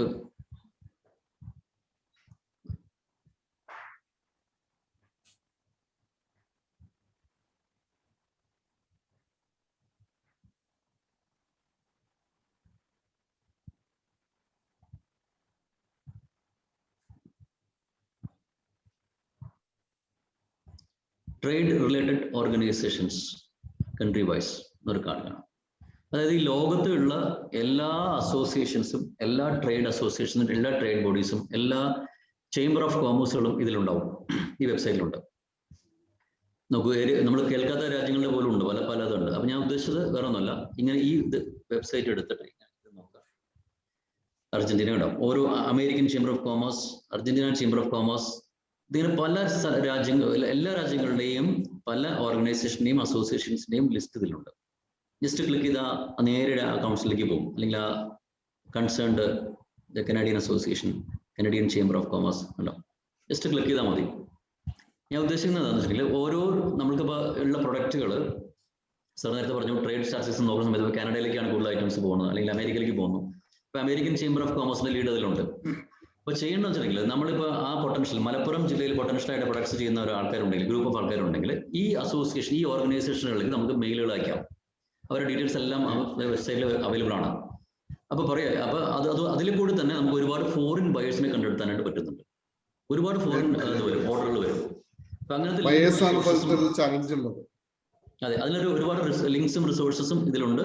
അപ്പൊ ഇത് നമ്മൾക്ക് എന്താ പറയാ, ഇതിൽ ഇപ്പൊ സപ്പോസ് മലപ്പുറം ചേംബർ പോലെ, ഇപ്പൊ ഞാൻ മലപ്പുറം ചേംബറിലേക്ക് ഒരു മെയിൽ അയച്ചാൽ, മലപ്പുറം ചേംബർ അവിടുത്തെ മെമ്പേഴ്സിന് അയക്കുന്ന പോലെ they are also doing the same thing. ഇവരും അതുപോലെ തന്നെ സർക്കുലേറ്റ് ചെയ്യും. ഇവരുടെ കമ്പൽസറി ആയിട്ട് രജിസ്ട്രേഷൻ വേണം എന്നുള്ള നിബന്ധനയും കൂടി ഗവൺമെന്റിനുണ്ട്. അതായത് 2000-3000 പേരൊക്കെ ഉണ്ടാവും ഒരൊറ്റ ചേംബറിന് താഴത്ത്. അതായത് പല കമ്പനികളും നമ്മുടെ ബയേഴ്സ്, മെയിനായിട്ട് നമ്മുടെ ബയേഴ്സ് ആണ്. അപ്പൊ നമ്മൾ ഒരൊറ്റ മെയിലോട് കൂടി ഈ കംപ്ലീറ്റ് ആൾക്കാർക്ക് ഈ ഇൻഫർമേഷൻ കിട്ടുകയാണ്. മലപ്പുറത്ത് ഇന്നൊരു എക്സ്പോർട്ടർ, ഇന്നൊരാളുണ്ട്, ടെക്സ്റ്റൈൽസ്, ഫുഡ് പ്രൊഡക്ട്സ്. അപ്പൊ അതിൽ കൂടി ഒരുപാട് ഫോറിൻ ഓർഡേഴ്സ് വരുന്നുണ്ട്. ഇത് ഞാൻ ഇതായിട്ട് വളരെ എക്സ്പീരിയൻസ്ഡ് ആണ്. ഒരുപാട് ഇങ്ങനത്തെ കാര്യങ്ങൾ എനിക്ക് പോസിറ്റീവ് ഫീഡ്ബാക്സ് കിട്ടിയെന്നാണ് ഞാൻ പറയുന്നത്. ഇങ്ങനത്തെ കാര്യങ്ങൾ ഉപയോഗിക്കുക, ഇങ്ങനത്തെ റിസോഴ്സുകൾ വളരെ യൂസ്ഫുൾ ആണ്. ആ ലിങ്ക് നിങ്ങൾ ഉപയോഗിക്കുക. ഈ രാജ്യങ്ങളിൽ ഒരു സംശയമുണ്ട് സാർ, മാത്രമല്ല ഈ രജിസ്റ്റർ ചെയ്ത് ഇങ്ങനെ വരുന്ന മീൻസ് ബയേഴ്സ് കുറച്ചും കൂടി നമുക്ക് പിന്നെ എന്താ പറയാ സെക്യൂർ ആയിരിക്കും. ബയേഴ്സ് സെക്യൂർ ആണ്. ബയേഴ്സ് സെക്യൂരിറ്റി, ബയേഴ്സിന്റെ കുറച്ചും കൂടി കോൺഫിഡൻഷ്യാലിറ്റി, അവരുടെ അത് അറിയാൻ വേണ്ടിയിട്ട്, അവരുടെ ജെനുവിനിറ്റി അറിയാൻ വേണ്ടിയിട്ട് നമുക്ക് ഒരു സ്ഥാപനം കൂടി നിലവിലുണ്ട്. അതിന്റെ പേരാണ് ECGC, export credit guarantee corporation. അത് മിനിസ്ട്രി ഓഫ് കൊമേഴ്സിന്റെ കീഴിൽ വർക്ക് ചെയ്യുന്നതാണ്. കേരളത്തിൽ 2 ഓഫീസാണ് അവർക്കുള്ളത്. ECGC എന്ന് പറഞ്ഞാൽ ഇൻഷുറൻസ് കമ്പനിയാണ്. ഇപ്പൊ സപ്പോസ് നമുക്കൊരു ഓർഡർ കിട്ടി, അത് ജെനുവിൻ ആണോ, ഇവരുടെ എല്ലാ ഡാറ്റാബേസുകളും ഉണ്ട്. അപ്പൊ അത് നമുക്ക് അവിടെ ചെക്ക് ചെയ്യാം, ജെനുവിൻ ആണോ അല്ലയോ. അപ്പൊ അതും കൂടി അത് മനസ്സിലെപ്പോഴും ഉണ്ടാവണം. കാരണം ജസ്റ്റ് ഒരു അതായിട്ടൊരു ഓർഡർ കൊടുക്കുന്നതിന് മുമ്പ് കൺഫേം ചെയ്യണമെങ്കിൽ we can check through that source also. പിന്നെ ഞങ്ങൾ കസ്റ്റംസ് കമ്മീഷണർ, എൻ്റെ ഓഫീസ് കസ്റ്റംസ് കമ്മീഷണർ അടുത്താണ്, തൊട്ടടുത്താണ്, കൊച്ചി തന്നെയാണ്. DGFT ഞങ്ങൾ എപ്പോഴും മീറ്റ് ചെയ്യുന്ന ആൾക്കാർ തന്നെയാണ്. അപ്പൊ എന്തെങ്കിലും ഇങ്ങനത്തെ നിങ്ങൾക്ക് ഇഷ്യൂസ് ഉണ്ടെങ്കിൽ, അല്ലെങ്കിൽ ഈ ചാലഞ്ചസ് ഉണ്ടെങ്കിൽ, അത് എപ്പോഴും അറിയിക്കുക. എന്ത് ഇഷ്യൂ ആണെങ്കിലും, ബാങ്കിങ്ങിന്റെ ആണെങ്കിലും, ടാക്സിന്റെ ആണെങ്കിലും, കസ്റ്റംസിന്റെ ആണെങ്കിലും. അപ്പൊ അതൊരു എന്താ പറയാ, ഞങ്ങളുടെ കൊടുക്കുന്ന എല്ലാ മാസവും സബ്മിഷൻ കൊടുക്കുന്ന സമയത്ത് അതും കൂടി നമ്മൾക്ക് അവർക്ക് പ്രൊവൈഡ് ചെയ്യാൻ പറ്റും. പിന്നെ ഞങ്ങളുടെ ഹെഡ് ഓഫീസ് ഡൽഹിയാണ്. മിനിസ്ട്രി ഓഫ് കോമേഴ്സിന്റെ നമ്മൾ ഏറ്റവും അടുത്തൊരു ഓർഗനൈസേഷൻ ആണ്. നമുക്ക് ഇങ്ങനത്തെ നിങ്ങൾ എന്തെങ്കിലും സബ്മിഷൻ നിങ്ങളുടെ ഭാഗത്തുനിന്ന് ഉണ്ടെങ്കിൽ അതും ഞങ്ങളെ അറിയിക്കണം. തീർച്ചയായിട്ടും. Okay, thank you sir. Okay, പറയൂ സർ. പിന്നെ ഞാൻ പറഞ്ഞത്, എനിക്ക് അറിയേണ്ട ഒരു കാര്യം, നമ്മളിപ്പോ ഒരു ജോയിന്റ് ആയിട്ട് വർക്ക് ചെയ്യണമെങ്കിൽ എനിക്ക് മലപ്പുറം കുറച്ചുകൂടി നമുക്ക് മുന്നോട്ട് കൊണ്ടുവരാം. നമ്മളിപ്പോ ബേപ്പൂർ ഇടയ്ക്ക് ഒരു പോർട്ടിനെ കുറിച്ച് വായിച്ചില്ലേ. അപ്പൊ എനിക്ക് കാലിക്കറ്റ് ചേംബറും പിന്നെ വേറെ 2 ചേംബറും കൂടിയിട്ട് ഒരുപാട് സപ്പോർട്ട് അതിന് കൊടുത്തിരുന്നു. അതുപോലെ മലപ്പുറം നമുക്ക് ഒരു ഫോക്കസ് പ്രൊഡക്റ്റ് കൊടുക്കുകയാണെങ്കിൽ, കുറച്ച് പ്രൊഡക്റ്റ് ഫോക്കസ് ചെയ്യാം. നമുക്ക് ആ DLEPC സ്കീമിൽ മലപ്പുറത്തേക്ക് കൊണ്ടുവരാം. ഞങ്ങളുടെ ഭാഗത്ത് മാക്സിമം ഞങ്ങൾ സപ്പോർട്ട് തരും.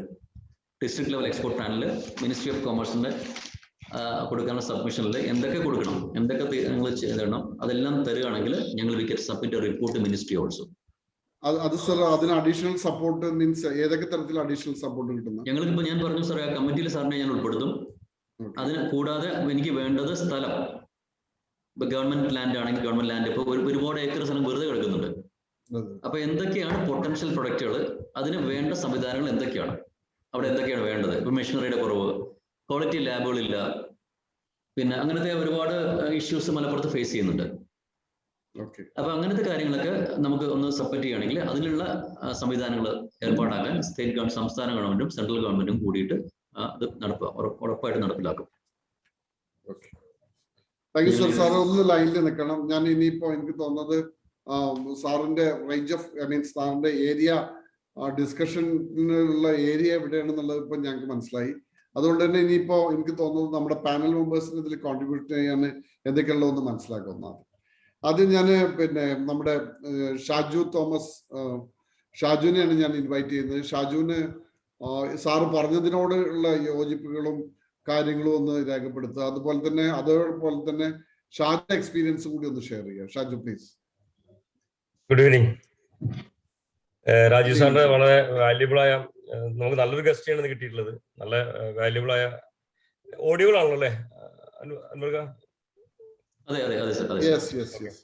വളരെ വാല്യുബിൾ ആയ ഒരു ഗസ്റ്റ് നമുക്ക് കിട്ടിയത്.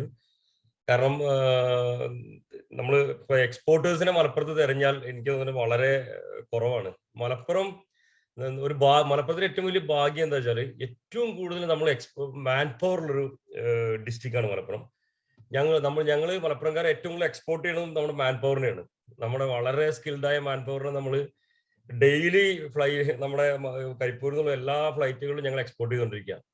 ആ മാൻ പവറിനെ നമ്മൾ നമ്മുടെ ജില്ലയിൽ നമ്മൾ ശരിക്കും യൂട്ടിലൈസ് ചെയ്തിട്ടില്ല. യൂട്ടിലൈസ് ചെയ്തുകൊണ്ട് ഒരു പ്രൊഡക്റ്റ് ആക്കി മാറ്റിക്കൊണ്ട് നമ്മൾ കൺവേർട്ട് ചെയ്തപ്പോൾ സാർ പറഞ്ഞപ്പോൾ എന്തെല്ലാം മലപ്പുറത്തിന് സാധ്യതകൾ എന്ന് പറയുമ്പോൾ, ഞാനിപ്പോ ലാസ്റ്റ് ഒരു മന്ത് ഞാൻ UK പോയിരുന്നു. അപ്പോൾ ഞാൻ എൻ്റെ എക്സ്പോർട്ടുമായിട്ട് ബന്ധപ്പെട്ട, സത്യം പറഞ്ഞാൽ 16 വർഷമായിട്ട് പോപ്പീസ് തുടങ്ങിയെങ്കിലും എൻ്റെ പോപ്പീസ് പറഞ്ഞ കുട്ടികളുടെ ഡ്രസ്സ് ഉണ്ടാക്കുന്ന ഒരു യൂണിറ്റ് ആണ്. നമ്മളൊരു 1500ഓളം ജോലിക്കാരുണ്ട് നമുക്കിവിടെ മാനുഫാക്ചറിങ്ങിലാണ്. ഞാൻ ഒരിക്കലും ഒരു എക്സ്പോർട്ടിന്റെ സാധ്യതകളെ കുറിച്ച് നമ്മുടെ വിപണിയിലൊരു മത്സര സാധ്യതകളാണ് നമ്മൾ നോക്കിക്കൊണ്ടിരുന്നത്. ഇന്ത്യ തന്നെ ഒരു വേൾഡ് മുഴുവൻ ഉണ്ടെന്ന് ചിന്തിച്ചുകൊണ്ടിരുന്ന ഇരിക്കുന്നത്. പക്ഷെ നമുക്ക് ഈ കോവിഡ് ആണ് ശരിക്കും നമ്മളെ പുനർചിന്ത ഉണ്ടാക്കിയെടുത്തത്. ഞാൻ മാസ്ക് വളരെയധികം കഴിഞ്ഞ വർഷം നമ്മളൊരു 1.5 കോടി രൂപയുടെ മാസ്ക് എക്സ്പോർട്ട് ചെയ്തിരുന്നു. നമ്മൾ എക്സ്പോർട്ടിന്റെ സാധ്യതയും അതുകൊണ്ടുള്ള ഗുണങ്ങളൊക്കെ ശരിക്കും മനസ്സിലാക്കിയതും ഇതിലൂടെയാണ്. അങ്ങനെയാണ് നമ്മൾ ഇപ്പൊ റീറ്റെയിലിംഗിലേക്ക് വന്നു. ഞങ്ങൾ റീറ്റെയിലിംഗ് വന്നു കഴിഞ്ഞപ്പം നമ്മൾ UK നിന്ന് US നിന്നൊക്കെ ആളുകൾ നമ്മുടെ റീറ്റെയിൽ ഷോപ്പുകൾ തുടങ്ങാൻ ആഗ്രഹിച്ച്, അങ്ങനെ ഞാൻ UK പോയി ഇപ്പൊ 3-4 ഷോപ്പുകൾ UK തുടങ്ങുകയാണ്. അപ്പൊ ഞാൻ മലപ്പുറത്തിന്റെ സാധ്യതകൾ ഞങ്ങൾക്ക് ഇവിടെ ഒരു കേരളത്തിന്റെ എല്ലാ വൈവിധ്യങ്ങളും മലപ്പുറത്തുണ്ടെന്ന് പറയാം. കാരണം നമുക്ക് സീ ഉണ്ട്, അതുപോലെ റെയിൽവേ സൗകര്യം, ബാക്കി ഇൻഫ്ര ആണെങ്കിലും അത്യാവശ്യം മോശമില്ലാത്തൊരു റോഡ് സൗകര്യങ്ങൾ നമുക്ക് മലപ്പുറത്തുണ്ട്. പിന്നെ നമുക്ക് ഇവിടുന്ന് ചെയ്യാൻ പറ്റിയ വുഡ്, മലപ്പുറത്ത് നിലമ്പൂർ കേന്ദ്രീകരിച്ചാണെങ്കിലും അല്ലാതെ നമുക്ക് ഒത്തിരി വുഡുമായിട്ട് ബന്ധപ്പെട്ട് ഒരുപാട് യൂണിറ്റുകളുണ്ട്. ഈ യൂണിറ്റുകളൊക്കെ സംഭവിക്കുന്നത് വെച്ചാൽ ഈ പരസ്പരം നമ്മളെ ഈ വിപണിയിൽ അല്ലെങ്കിൽ കേരളത്തിൽ മാത്രം അത് കോമ്പീറ്റ് ചെയ്തുകൊണ്ട് അതിന്റെ പ്രോഡക്റ്റ് എക്സ്പോർട്ട് ചെയ്യുന്നതിനെ കുറിച്ച് വളരെ കുറവാണെന്ന് എനിക്ക് തോന്നുന്നത്. അതുപോലെ ഹാൻഡ് മെയ്ഡ് പ്രോഡക്ട്സ്, വുഡിന്റെ വേസ്റ്റ് ഉപയോഗിച്ച് ഞാൻ മലേഷ്യയിലൊക്കെ പോകുമ്പോൾ അല്ലെങ്കിൽ തായ്ലൻഡിലൊക്കെ പോകുന്ന സമയത്ത് ഓരോ യൂണിറ്റുകളിൽ ചെല്ലുന്ന സമയത്ത് അവരെ ഫർണിച്ചർ ഉണ്ടാക്കുന്ന വുഡിന്റെ വേസ്റ്റ് ഉപയോഗിച്ച് ഹാൻഡ് മെയ്ഡ് പ്രൊഡക്ട്സ് ഒരുപാട് ഉണ്ടാക്കുന്നു. UK അല്ലെങ്കിൽ യൂറോപ്പിൽ ചെന്ന് കഴിഞ്ഞാൽ ഇത്തരം ചെറിയ നമുക്ക് കൗതുകം ഒട്ടും തോന്നാത്ത സാധനങ്ങൾ ഫോറിനേഴ്സിന് ഒരുപാട് കൗതുകം തോന്നുന്ന പ്രോഡക്ട്സ് ഉണ്ട്. അത് മലപ്പുറത്തിന് സാധ്യതകളുണ്ട്. അതുപോലെ റോ റബ്ബർ ഒത്തിരി ഉള്ളൊരു ജില്ലയാണ് കോട്ടയം. കഴിഞ്ഞാൽ ഏറ്റവും കൂടുതൽ റോ റബ്ബർ ഉള്ളൊരു ജില്ലയാണ്. അതുപോലെ എനിക്ക് തോന്നുന്നു മലപ്പുറം ജില്ലയിൽ നിന്ന് വെജിറ്റബിൾസ് ഒത്തിരി ആളുകൾ എക്സ്പോർട്ട് ചെയ്യുന്നുണ്ട്. പക്ഷെ അതൊന്നും മലപ്പുറം ജില്ലയിലെ ഉള്ള സ്പെസിഫൈ ചെയ്തൊരു വെജിറ്റബിൾസ് അല്ല.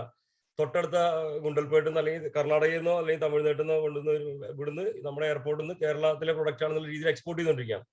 ഓർഗാനിക് ഫുഡ്സിന് ഞാനിപ്പോ വിദേശത്തൊക്കെ പോകുമ്പോൾ ഓർഗാനിക് വെജിറ്റബിൾസിന് ഒരുപാട് സാധ്യതകളുണ്ട്. അതായത് നമുക്കൊരു മാൻ അവറിന് നമുക്ക് വരുന്ന കോസ്റ്റ് 60 രൂപ മുതൽ 100 രൂപ വരെയുള്ളൂ. അതേസമയത്ത് ഒരു യൂറോപ്യൻ കൺട്രിയിൽ ഒരു മാൻ അവർ കോസ്റ്റ് 900 മുതൽ സ്റ്റാർട്ട് ചെയ്തിട്ട് 2000 റുപ്പീസ് ആണ് ഒരു മാൻ അവർ കോസ്റ്റ്. എനിക്ക് തോന്നുന്നു ഫാർമേഴ്സ്, അതായത് ഫാർമിംഗ് ലേബേഴ്സിനാണ് ഏറ്റവും കൂടുതൽ കോസ്റ്റ് കൂടുതൽ വിദേശത്ത്. അതൊക്കെ നമ്മൾ മലപ്പുറത്ത് നമുക്ക് വളരെ സിമ്പിൾ ആയിട്ട് യൂസ് ചെയ്യാവുന്നതാണ്. പിന്നെ കരിപ്പൂർ എയർപോർട്ടിന് പോകാൻ സാധ്യതകൾ ഉപയോഗിക്കാം. വെജിറ്റബിൾസ് ഒക്കെ എക്സ്പോർട്ട് ചെയ്യാൻ വേണ്ടി നമുക്ക് സാധ്യതകൾ ഉപയോഗിക്കാം. അങ്ങനെ ഇപ്പം നമ്മുടെ സാറിന്റെ ഓർഗനൈസേഷനുമായിട്ട് നമ്മൾ ഒരു പ്രാവശ്യം കണ്ടിട്ടുണ്ട്. അപ്പോൾ ഓർഗനൈസേഷൻ നമുക്ക് അൻവർക്ക് നമുക്ക് നമ്മുടെ ചേംബറുമായിട്ട് കണക്ട് ചെയ്യുകയാണെങ്കിൽ വളരെയധികം നമുക്ക് സാധ്യതകളുണ്ട്. മലപ്പുറമായിട്ട് കണക്ട് ചെയ്തുകൊണ്ട് നമുക്ക് ചെയ്യാവുന്ന വളരെയധികം സാധ്യതകളുണ്ട്. ഞാൻ നിസ്സാരമായിട്ട് ഒരു കാര്യം ഞാൻ ചൂണ്ടിക്കാണിക്കുന്നത്, ഞാനൊരു ദുബായിൽ വെച്ചൊരു എക്സ്പോയിൽ പങ്കെടുക്കാൻ വേണ്ടി ഓഫീസ് പോയി. അങ്ങനെ ഞങ്ങളോട് സ്റ്റോൾ ചെയ്യാൻ വേണ്ടി ഞങ്ങളോട് ഒരു കൊട്ടേഷൻ എടുത്തു. നമ്മുടെ സ്റ്റാഫ് പോയിട്ട് കൊട്ടേഷൻ എടുത്തു കഴിഞ്ഞപ്പം ഏതാണ്ട് 4.5 ലക്ഷം രൂപയാണ് അവിടെ നമുക്ക് സ്റ്റോൾ ചെയ്യാൻ വേണ്ടി കൊട്ടേഷൻ എടുത്തു. സെയിം സാധനം അപ്പം തന്നെ അവിടുന്ന് നമ്മുടെ സ്റ്റാഫ് മലപ്പുറത്തുള്ള ഇവിടേക്ക് അയച്ചു കൊടുത്തു. ഇതേ സ്റ്റോളിന്റെ സ്പെസിഫിക്കേഷൻ അയച്ചു കൊടുത്തു. സെയിം ഞങ്ങൾക്ക് അതിനൊരു 24-25 ദിവസം ഞങ്ങൾക്ക് ഗ്യാപ്പ് ഉണ്ടായിരുന്നു. ഇവിടുത്തെ ഒരു കമ്പനിക്ക് നമ്മളത് ഏൽപ്പിച്ചു. അവരത് വെറും 6 ദിവസം കൊണ്ട് ഇത് ഉണ്ടാക്കി വെറും 1 ലക്ഷം രൂപയ്ക്ക് നമുക്ക് അവിടെ ഞാൻ എക്സ്പോർട്ടിന് വളരെ സിമ്പിൾ ആയിട്ടുള്ള സാധ്യത പറഞ്ഞത്. നമുക്ക് അത്രയും ഫെസിലിറ്റി ഉള്ളത് കൊണ്ട് അവിടെ നമുക്ക് ഒരു 1.25 ലക്ഷം രൂപ കൊണ്ട് നമുക്ക് ആ സ്റ്റോൾ അവിടെ ഇവിടുന്ന് ഉണ്ടാക്കി അവിടെ കൊണ്ടുപോയി നമുക്ക് ഇൻസ്റ്റാൾ ചെയ്യാൻ പറ്റി. അതുപോലെ ഫ്ലെക്സ് പ്രിന്റ് ചെയ്യാൻ വേണ്ടി നിസ്സാരം നമുക്ക് ഒരുപാട് ഫ്ലെക്സ് യൂണിറ്റുകളുണ്ട്. അവിടെ ഫ്ലെക്സ് നിരോധിച്ചിട്ടില്ല. ഞങ്ങൾക്ക് അന്ന് അവിടെ കുറെ ഫ്ലെക്സ് ആവശ്യമുണ്ടായിരുന്നു. ഇത് പ്രിന്റ് ചെയ്യാൻ വേണ്ടി അവിടെ നോക്കുമ്പോൾ ഇവിടത്തേക്കാളും ഒരു 20 ഇരട്ടിയൊക്കെ കോസ്റ്റ് ആണ് ഫ്ലെക്സ്. ഞങ്ങൾ അവിടുന്ന് എന്ത് ഡിസൈൻ അയച്ചിട്ട് ഇങ്ങോട്ട് കൊടുക്കും. ഇവിടുന്ന് റെഡി ആക്കിയിട്ട് ഫ്ലൈറ്റിൽ നിന്ന് അപ്പം ഫ്ലൈറ്റിന് അയച്ചുകൊണ്ടിരുന്നു. ഏതാണ് അതേ പറയാം. അതുപോലെയുള്ള ചെറിയ എല്ലാം വലിയ സാധ്യതകൾ മാത്രമല്ല, നമുക്ക് നമ്മുടെ ജില്ലയ്ക്ക് ചെറിയ സാധ്യത മുതൽ വലിയ സാധ്യതകൾ വരെ ഒത്തിരി ഉണ്ട്. അതുപോലെ ഫിഷ് നമുക്ക് നമ്മുടെ പൊന്നാനി കേന്ദ്രീകരിച്ച് നമുക്ക് എക്സ്പോർട്ട് ചെയ്യാൻ പറ്റും. എനിക്കൊന്നും മലപ്പുറം ജില്ലയിൽ നിന്ന് ഫിഷ് എക്സ്പോർട്ട് ചെയ്യുന്ന ഒരു സീ ഫുഡ്സ് എക്സ്പോർട്ട് ചെയ്യുന്നത് വളരെ കുറവാണ്. അതുപോലെ ബീഫിന്റെ കാര്യം ചൈന ഉൾപ്പെടെ എല്ലാ രാജ്യങ്ങൾക്കും ആവശ്യമുള്ളതാണ് ബീഫ്. അതിന്റെ ഒരു ഓർഗാനിക് ഇതിൽ ഉള്ള ബീഫ് നമുക്ക് എക്സ്പോർട്ട് ചെയ്യാൻ പറ്റും. അങ്ങനെ ഒത്തിരി സാധ്യതകൾ മലപ്പുറം ജില്ലയായിട്ട് ബന്ധപ്പെട്ടുണ്ട്. Okay, thank you. പിന്നെ ഞാൻ ഷാജുവിൽ തിരിച്ചു വരാം. ഞാൻ അതിൻ്റെ ഇടയ്ക്ക് നമ്മുടെ ജൗഫറിന് എന്താണ് പറയാനുള്ളത് നോക്കാം. ജൗഫർ.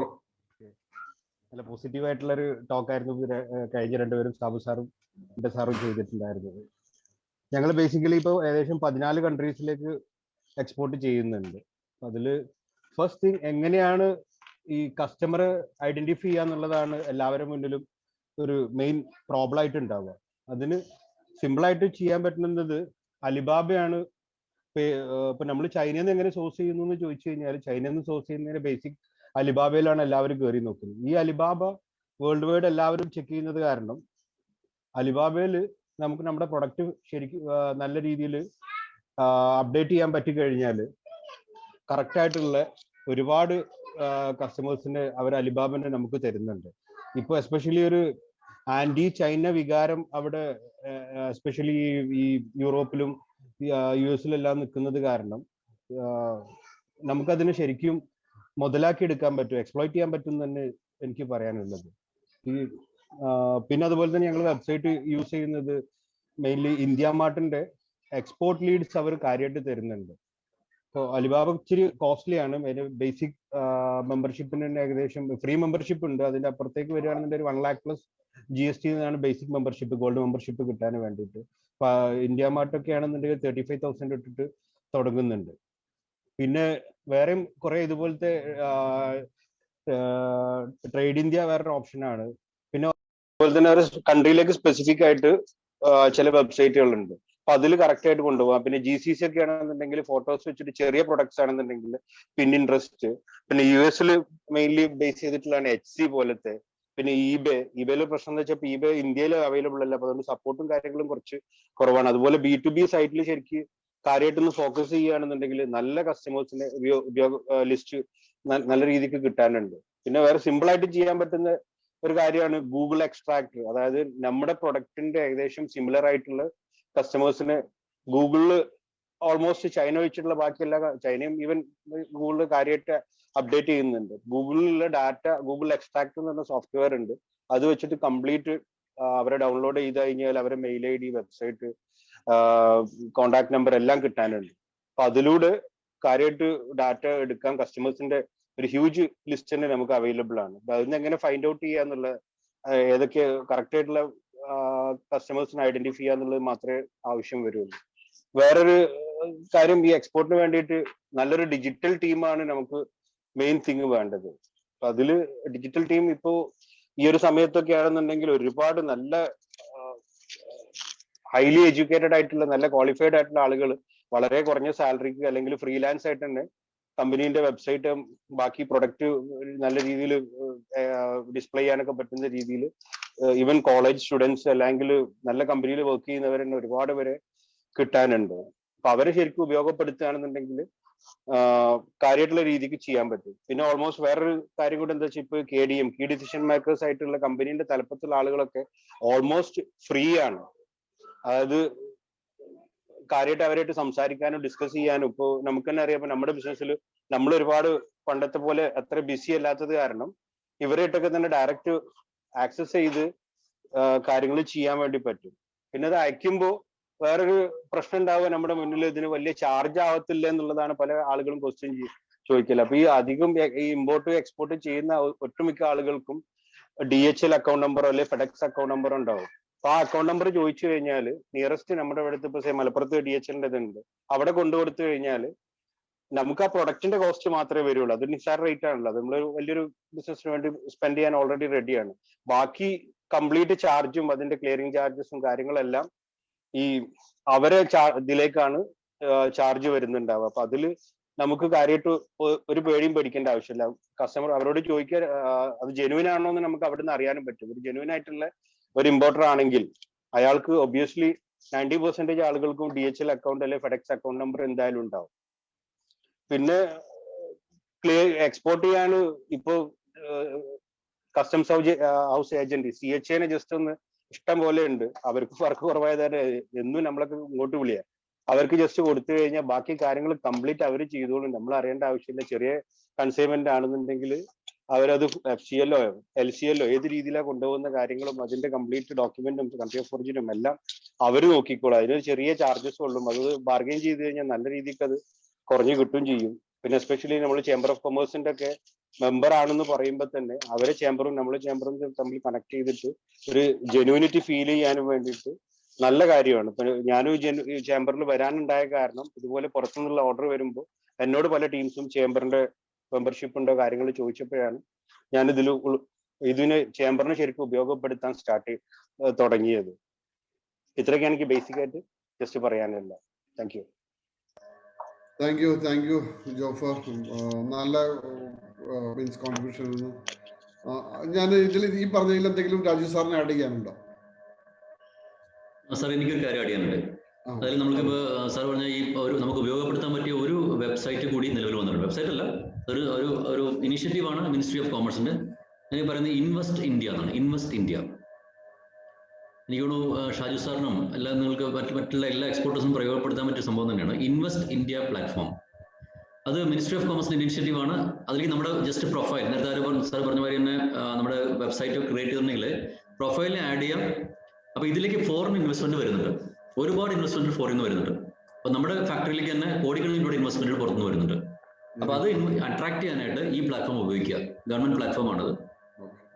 രണ്ടാമതൊരു കാര്യം, വാല്യൂ അഡീഷൻ. നമ്മളിപ്പോൾ പറയുന്നത് ഒരു പ്രൊഡക്റ്റ് ഫിക്സ് ചെയ്തിട്ടുണ്ടെങ്കിൽ ഇപ്പൊ കൊയറാണെങ്കിൽ കൊയർ ഫിക്സ് ചെയ്തു, കോക്കൺ ഫിക്സ് ചെയ്തു. പക്ഷേ ഇതിൽ നിന്ന് കിട്ടുന്ന വാല്യൂ അഡീഷൻ പ്രൊഡക്ട്സ് നമ്മൾ ചിന്തിക്കുന്നില്ല. നമ്മളിപ്പോൾ മറ്റേ കൊയർ ബോർഡിന്റെ ഓഫീസിൽ ചെന്ന് കഴിഞ്ഞാൽ എറണാകുളത്തൊക്കെ അവർ 150 പ്രൊഡക്ട്സ് അവർ ഉണ്ടാക്കി വെച്ചിട്ടുണ്ട്, കൊയറിൽ നിന്ന് ഉണ്ടാക്കുന്നത് തന്നെ. പക്ഷെ ഇതൊന്നും ഇതിനൊക്കെ ചെയ്യാൻ മുന്നോട്ട് പറയാൻ ആൾക്കാർ തയ്യാറാവുന്നില്ല. ചെറിയൊരു എക്സാമ്പിൾ പറയാം. കുറച്ച് നാൾ മുമ്പ്, ഒരു 1.5 വർഷം മുമ്പ് ഒരാൾ എന്നെ കാണാൻ വേണ്ടി വന്നു. അദ്ദേഹത്തിന്റെ ഈ ഗ്രൗണ്ട് നട്ട്സ് കപ്പലണ്ടി ഉണ്ടാക്കുന്ന ഫാക്ടറി ഇതാണ് പുള്ളിയുടെ. കപ്പലണ്ടി മിഠായിയാണ് പുള്ളി ഉണ്ടാക്കുന്നത്, വേറെ ഒന്നുമില്ല. ഉണ്ടാക്കിയ ചെറിയൊരു പീസാക്കിയ ഡൊമസ്റ്റിക് മാർക്കറ്റിൽ വിൽക്കുക. പുള്ളി എന്നെ തേടി വന്നു. പുള്ളി എന്നിട്ട് ഒരു IEC എടുക്കണമെന്ന് പറഞ്ഞു. IEC പോയി സംഭവിച്ചു കൊടുത്തു. പുള്ളിക്കാരൻ ഒരു സാർ എനിക്കൊരു മാർക്കറ്റ് കണ്ടുപിടിച്ച് തരണം. ഞാൻ ഒരുപാട് സപ്പോർട്ട് ചെയ്തു പുള്ളിക്ക്. അപ്പൊ അങ്ങനെയോട് ഞാനൊരു സജഷൻ പുള്ളിയിൽ പറഞ്ഞത്, ഞാൻ ജസ്റ്റ് സെർച്ച് ചെയ്ത സമയത്ത് എനിക്ക് കിട്ടിയെന്ന് വെച്ചിട്ടുണ്ടെങ്കിൽ ഈ സാധനത്തിന്റെ ഒരു വാല്യുവേഷൻ സംഭവം കപ്പലണ്ടി മിഠായി തന്നെയാണ്. പക്ഷേ നമ്മൾ സെർച്ച് ചെയ്ത സമയത്ത് അതിൽ കൊടുത്തൊരു ഉപദേശം എന്ന് വെച്ചിട്ടുണ്ടെങ്കിൽ ഇതുകൊണ്ട് നമുക്ക് വേറെ എന്തെങ്കിലും യൂസ് ചെയ്യാൻ പറ്റുമോ? അങ്ങനെ പറഞ്ഞ് കണ്ടുപിടിച്ചതെന്ന് വെച്ചിട്ടുണ്ടെങ്കിൽ നമ്മൾ ഈ കേക്കുകൾ ഉണ്ടാക്കില്ലേ, ഈ കേക്ക് ഉണ്ടാക്കുന്നതിന്റെ താഴെ നമ്മൾ ഹാർഡ് ബോർഡ് പീസ്, പേപ്പർ പീസുകളൊക്കെ വെക്കുന്നത് കേക്ക് ഉണ്ടാക്കുന്നത്. അപ്പൊ അതിന് സബ്സ്റ്റിറ്റ്യൂഷൻ ആയിട്ട് ഇതൊരു സംഭവം, ഒരു കപ്പലണ്ടി മിഠായിട്ട് റൗണ്ട് ഷേപ്പിൽ, പല ഷേപ്പിൽ വേണമെങ്കിൽ ഇത് ഉണ്ടാക്കിയെടുക്കാം, നമുക്ക് അത് ഉണ്ടാക്കാൻ പറ്റും. അപ്പൊ അതിലൊരു കൺസെപ്റ്റ് വന്നോളാം, എഡിബിൾ കേക്ക് ബേസ്. അതും കഴിക്കാം, കേക്കും കഴിക്കാം. അപ്പൊ ആ കപ്പലണ്ടി മിഠായിന്റെ സംഭവം മാറി, കാരണം അത് ഡിഫറെന്റ് ഒരു തലത്തിലേക്ക് പോയത്. അതുപോലെ നമ്മൾ ഓരോ സപ്പോസ് ഇപ്പൊ കോക്കനട്ട് ഷെൽ, ചിരട്ടയില്ലേ, ചിരട്ട കൊണ്ട് നമ്മൾ ഐസ്ക്രീം, ഇപ്പൊ വളരെയധികം പ്രോമിനന്റ് വരുന്ന ഒരു പ്രൊഡക്റ്റ് ആണ് റീയൂസബിൾ ഐസ്ക്രീം കപ്സ്. അത് UK യിലാണ് കൂടുതൽ പ്രോമിനൻസ് വരുന്നത്. വെറുതെ കളയുന്ന സാധനം, കത്തിച്ചുള്ള സാധനം അല്ലേ. ഒരു $2 $3 ഇടും ഒരു ചിരട്ടയ്ക്ക്. ആലോചിച്ച് 300 രൂപ ഒരു ചിരട്ടയ്ക്ക്, വെറും ചിരട്ടയ്ക്ക്. ഒന്നും ചെയ്യണ്ട, ജസ്റ്റ് പോളിഷ് ചെയ്താൽ മാത്രം മതി. അവരിപ്പോ അത് ഉപയോഗിക്കുന്നത് റീയൂസബിൾ കപ്സ് എന്ന രീതിയിലാണ്. അപ്പൊ അതിന് പ്രചാരം വരുന്നു. അപ്പൊ ഇങ്ങനത്തെ കാര്യങ്ങൾ ജസ്റ്റ് ഒന്ന് മൈൻഡിൽ വരുത്തുക, വാല്യൂ അഡീഷൻ വരുത്തുക പ്രൊഡക്റ്റുകൾക്ക്. നമ്മുടെ കൺസെപ്റ്റിൽ വരുന്ന പ്രൊഡക്റ്റ് അല്ല, അതുകൊണ്ട് വേറെ എന്തുണ്ടാക്കാൻ പറ്റും അതിനെക്കുറിച്ച് ചിന്തിക്കുക. അപ്പൊ അതാണ് നമുക്ക് കൂടുതൽ ഇന്റർനാഷണൽ വിപണി നേടിത്തരുന്ന ഒരു വസ്തുത. ഇതാണ് എനിക്ക് പറയാനുള്ളത്. താങ്ക് യു സാറ് പറഞ്ഞ ഈ എനിക്ക് തോന്നുന്നത് ചിലപ്പോ കപ്പലണ്ടിയുടെ ബേസ് എന്ന് പറയുമ്പോൾ ചിലപ്പോൾ എനിക്ക് തോന്നുന്നത് പേപ്പറിനേക്കാൾ വില കുറവ് കൂടി ഉണ്ടാവും ചിലപ്പോ. അതുകൊണ്ടായിരിക്കും ചിലപ്പോ വില കൂടുതല്. ഓക്കെ, അത് ശരിക്കും ഇങ്ങനത്തെ ഓരോ തോട്ടുകളാണ് ശരിക്കും നമ്മൾ ഇതൊക്കെ ചേഞ്ച് ചെയ്യിപ്പിക്കുന്നത്. Very good, thank you sir.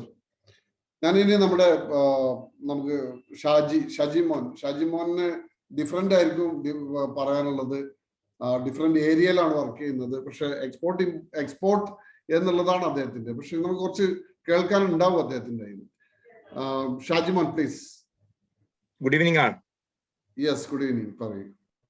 ഞാൻ ചെയ്യുന്ന മേഖല അധികം ആരും ചെയ്യുന്നില്ല എന്നല്ല, ഇന്ത്യയിലെ ആദ്യത്തെ ഒരു പ്രൊജക്റ്റ് ആണ് മലപ്പുറം ജില്ലയിലെ ഒരു കട്ട് ഫോളിയേജ് ഇന്റഗ്രേറ്റഡ് ഫാമിംഗ് എന്നുള്ള പ്രൊജക്റ്റ്. അതിന് സെൻട്രൽ ഗവൺമെന്റ് നമുക്കൊരു 10-20 ലക്ഷം രൂപ സബ്സിഡി ഒക്കെ തന്ന് ഇന്ത്യയിൽ ആദ്യമായിട്ട് ഒരു കട്ട് ഫോളിയേജ് പാക്കിംഗ് സിസ്റ്റത്തിനെല്ലാം അവര് സപ്പോർട്ട് ചെയ്തൊരു പ്രൊജക്റ്റും കൂടിയാണ്. ഓക്കെ, അപ്പോ എന്റെ ഈ മേഖല എന്ന് പറയുന്നത് നമ്മുടെ ഫ്ലോറിക്കൾച്ചറുമായിട്ട് ബന്ധപ്പെട്ടാണ് ഞാൻ ചെയ്യുന്നത്. ഇൻഡോർ പ്ലാന്റ്സുകളും കട്ട് ഫോളിയേജുകളുമാണ്. നമ്മൾ ഒരു ഇവന്റും കണ്ടക്ട് ചെയ്യുമ്പം അതിലുപയോഗിക്കുന്ന ബൊക്കയും മറ്റ് പുഷ്പാലങ്കാരത്തിനും ഉപയോഗിക്കുന്ന ഇലകളാണ് നമ്മൾ കൃഷി ചെയ്യുന്നത്. അത് നമ്മുടെ മലപ്പുറം ജില്ലയിലെ റബ്ബർ തോട്ടത്തിലും തെങ്ങും കവുങ്ങുമായിട്ടുള്ള തോട്ടങ്ങളിൽ ഇന്റർ ക്രോപ്പായിട്ട് ചെയ്യുന്ന ക്രോപ്പാണ് ചെയ്യുന്നത്. മറ്റാരും ഈ രംഗത്ത് ഇല്ലതായിട്ട് എനിക്കറിയില്ല. ഞാനൊരു 200ഓളം ഫാർമേഴ്സിനെ ആയിട്ട് കോൺട്രാക്ട് ഫാമിംഗ് ചെയ്തിട്ട് നമ്മളൊരു നിയർലി 100 ഏക്കർ ഫാമിങ്ങും ചെയ്തിട്ടാണ് മുന്നോട്ട് പോകുന്നത്. മലപ്പുറം ജില്ലയിൽ തന്നെ ഞങ്ങള് കറക്റ്റ് പറയുകയാണെന്നുണ്ടെങ്കിൽ ഒരു 75 ഏക്കറും 25-30 ഏക്കർ ഞങ്ങൾ വയനാട്ടിലുമാണ് ഞങ്ങളുടെ കൃഷി നടക്കുന്നത്. അപ്പൊ ഇതില് എനിക്ക് ഫസ്റ്റ് നമ്മുടെ ക്ലാസ് എടുത്ത ഗുഡ് നെയിം ഷാജു സർ അല്ലേ? ഹലോ, രാജീവ് സാറിന്റെ പിന്നെ ശ്രദ്ധയിൽപ്പെടുത്താനുള്ളത് വളരെ ഇമ്പോർട്ടന്റ് ആയിട്ടുള്ള ഒരു കാര്യമാണ്. അതായത് നമ്മളെ കേരളത്തില് നമുക്ക് ഒരു പ്ലാന്റ് എക്സ്പോർട്ട് ചെയ്യണമെങ്കിൽ നമുക്ക് ബാംഗ്ലൂരോ അല്ലെങ്കിൽ കൊച്ചിയിൽ ചെന്നൈയിലോ ബോംബെയിലോ കൊണ്ടുപോകണം. നമ്മളെ ഇവിടുത്തെ പോർട്ടിൽ നിന്നും ഒരു പ്ലാന്റ് എക്സ്പോർട്ട് ചെയ്യാൻ ഇന്ന് നിലവില് ഒരു regional entry of plant quarantine സംവിധാനം നമുക്ക് കേരളത്തിലില്ല. ഇതിനൊരു സംവിധാനം നമ്മുടെ ചേംബർ മുൻകൈ എടുത്ത് തരികയാണെങ്കിൽ നമുക്കത് വലിയൊരു ഉപകാരമായിരിക്കും. പ്ലാന്റ് ക്വാറന്റൈൻ നമുക്കുണ്ട്, പക്ഷെ regional entry of plant quarantine ഇല്ല. എനിക്കിപ്പോ ഞാൻ മില്യൺ കണക്കിന് പ്ലാന്റ്സ് നമ്മളെ മലപ്പുറം ജില്ലയിലെ തൂവൂരിനടുത്ത് ഞാൻ കൃഷി ചെയ്യുന്നുണ്ട്, റബ്ബറിന്റെ ഇടവിളയായിട്ട്. ഈ പ്ലാന്റ് എനിക്ക് കഴിഞ്ഞ ദിവസം തന്നെ ബഹ്റൈൻ ഗവൺമെന്റിന്റെ ഒരു പ്രൊജക്റ്റിലോട്ട് പ്ലാന്റ് കൊടുക്കാൻ ഓർഡർ വന്നു. ഈ ഓർഡർ പ്ലേസ് ചെയ്യാൻ നോക്കുമ്പോൾ ഇതിന്റെ ഞാൻ അഡ്വക്കേറ്റ് ചെയ്ത് ഡിസ്കസ് ചെയ്തിരുന്നു. ഈ ഒരു ഓർഡർ പ്ലേസ് ചെയ്യാൻ വേണ്ടി ഞാൻ പോകുന്ന സമയത്ത് നമുക്ക് കൊച്ചിയില് plant regional entry of plant quarantine ഇല്ലാത്തതുകൊണ്ട് ഈ പ്ലാന്റ് ക്വാറന്റൈൻ ഓഫീസിന് വേണ്ടി ബാംഗ്ലൂർ പോകണം. ബാംഗ്ലൂർ പോയി ആ ഓഫീസർ എടുത്ത് നമ്മൾ അയക്കുന്ന പ്ലാന്റിന് ഇത് അസുഖങ്ങളില്ല എന്നും അത് അവിടുത്തെ വിദേശത്തിലെ പിന്നെ ഡിപ്പാർട്ട്മെന്റും കസ്റ്റംസുമായിട്ടുള്ള അവരുടെ ലീഗൽ നടപടിയാണ്. ഒരു അനിമലിനെ നമ്മൾ ഇവിടുന്ന് അയക്കണ പക്ഷികളെ അയക്കണമെങ്കിലൊക്കെ നമുക്ക് അനിമൽ ക്വാറന്റൈനും പ്ലാന്റ് ആണെങ്കിൽ പ്ലാന്റ് ക്വാറന്റൈൻ ഉണ്ട്. അപ്പം ബാംഗ്ലൂർ കൊണ്ടുപോയി പ്ലാന്റ് ക്വാറന്റൈൻ ഓഫീസിൽ അവർ ഓഫീസറെ കാണിച്ചിട്ട് വീണ്ടും ഇങ്ങോട്ട് തിരിച്ചു വന്ന് നമുക്ക് എക്സ്പോർട്ട് ചെയ്യാൻ പറ്റില്ല. അപ്പൊ നമ്മൾ ബാംഗ്ലൂർ എയർപോർട്ടിലോട്ട് അയക്കണം. ഈ ബാംഗ്ലൂർ എയർപോർട്ടിൽ പോകുമ്പോൾ 1 കിലോ നമുക്ക് അയക്കണമെങ്കിൽ ഇപ്പം 135 ആണ്. നേരെ മറിച്ച് നമുക്ക് ഇവിടെ നമുക്ക് 70 രൂപക്ക് എക്സ്പോർട്ട് ചെയ്യാൻ കിട്ടും. അവിടെ നമ്മളൊരു എക്സ്പോർട്ടർക്ക് ഡബിൾ ചാർജ് കൊടുത്ത് നമ്മൾ അയക്കേണ്ടതായിട്ട് വരും. ഓക്കെ, ഞാനിത് നമ്മുടെ സിയാലിന്റെ MD ആയിട്ടും അതുപോലെ മിനിസ്ട്രിയിൽ അന്ന് മുൻ മന്ത്രിയായിട്ടും ഒക്കെ ഞാൻ ഈ വിഷയങ്ങൾ ഡിസ്കസ് ചെയ്തതാണ്.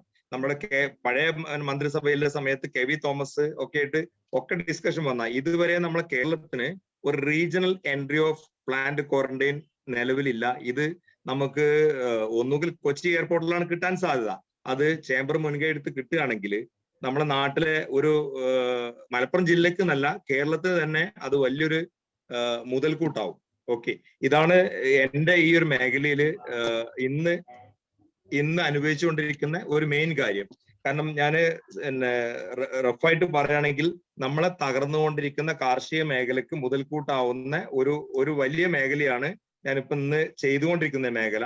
അത് മിഡിൽ ഈസ്റ്റിൽ മാത്രം 8,000 to 10,000 crore turn over every year നടക്കുന്ന ഒരു മേഖലയിലോട്ടാണ് ഇന്ന് കേരളത്തിൽ നിന്ന് ഒരു എളിയ സംരംഭകൻ എന്നുള്ള നിലക്ക് നമ്മളുടെ ഈ ചെടികളും അല്ലെങ്കിൽ ഡെക്കറേറ്റീവ് ലീവ്സും കയറി പോകുന്നത്. അപ്പം ഇത്രയാണ് ഇന്ത്യയിൽ പറയാനുള്ളത്. അപ്പൊ കടന്നു വരാൻ ഒരുപാട് ആളുകൾക്ക് സാധ്യതയുള്ള വലിയൊരു മേഖലയാണ് നമ്മുടെ. ഞങ്ങള് ഇതിനൊരു 35 കൺട്രി എന്നുള്ള ആളുകൾ ഞങ്ങളുടെ തോട്ടം കാണാൻ വന്ന സമയത്ത് ഇവർക്കൊരു ക്യാപ്ഷൻ നമ്മൾ കൊടുത്തത് പശ്ചിമഘട്ടത്തിന്റെ താഴ്വരയിലെ ദൈവത്തിന്റെ സ്വന്തം നാട്ടിലെ പച്ചപ്പ് നമ്മൾ ലോകത്തിന്റെ മുമ്പിലോട്ട് സമർപ്പിക്കുന്നു എന്നുള്ളൊരു മെസ്സേജ് അവർക്ക് കൊടുക്കുകയും നാളെ നമ്മളെ ഹോളണ്ട് വേൾഡിലെ ഏറ്റവും വലിയ ഓപ്ഷൻ സെന്റർ ആയിട്ടുള്ള വേൾഡിലെ ഹോളണ്ട് ഓപ്ഷൻ സെന്ററിലോട്ട് എത്തിക്കാൻ ഞങ്ങൾ തയ്യാറാണെന്നുള്ള മെസ്സേജ് അവർക്ക് കൊടുത്തു. ഇന്ന് ഇതിൽ വന്നു പോയ പല കസ്റ്റമറും നമുക്ക് ഇന്ന് നമ്മളെ എക്സ്പോർട്ടിന് വേണ്ടിയിട്ട് വാങ്ങുന്നുണ്ട്. അപ്പൊ ഇതാണ് എനിക്ക് ഇതിൽ സൂചിപ്പിക്കാനുള്ള കാര്യങ്ങൾ. Thank you. വളരെ ഒരു പുതിയ മേഖലയാണ്. ഞാൻ ഇതിൽ രാജേഷ് സാറിന് ഈ കാര്യത്തിൽ എന്താണ് ആഡ് ചെയ്യാനുള്ളത്? നമുക്ക് പ്ലാൻ ക്വാറന്റൈൻ ഡിപ്പാർട്ട്മെന്റ് കൊച്ചിയിലുണ്ട്, റീജിയണൽ ഓഫീസർ കൊച്ചിയിലുണ്ട്. കൊച്ചി വെല്ലിംഗ്ടൺ ഐലൻഡിലാണ് പ്ലാൻ ക്വാറന്റൈൻ ഡിപ്പാർട്ട്മെന്റ് ഉള്ളത്. ഓക്കെ, അപ്പൊ പ്ലാൻ ക്വാറന്റൈൻ ഡിപ്പാർട്ട്മെന്റ് ഞാൻ അതിന്റെ മെയിൻ ആളുടെ നമ്പർ തരാം. എന്റെ ഇപ്പൊ തൽക്കാലം നമ്പർ കാണുന്നില്ല.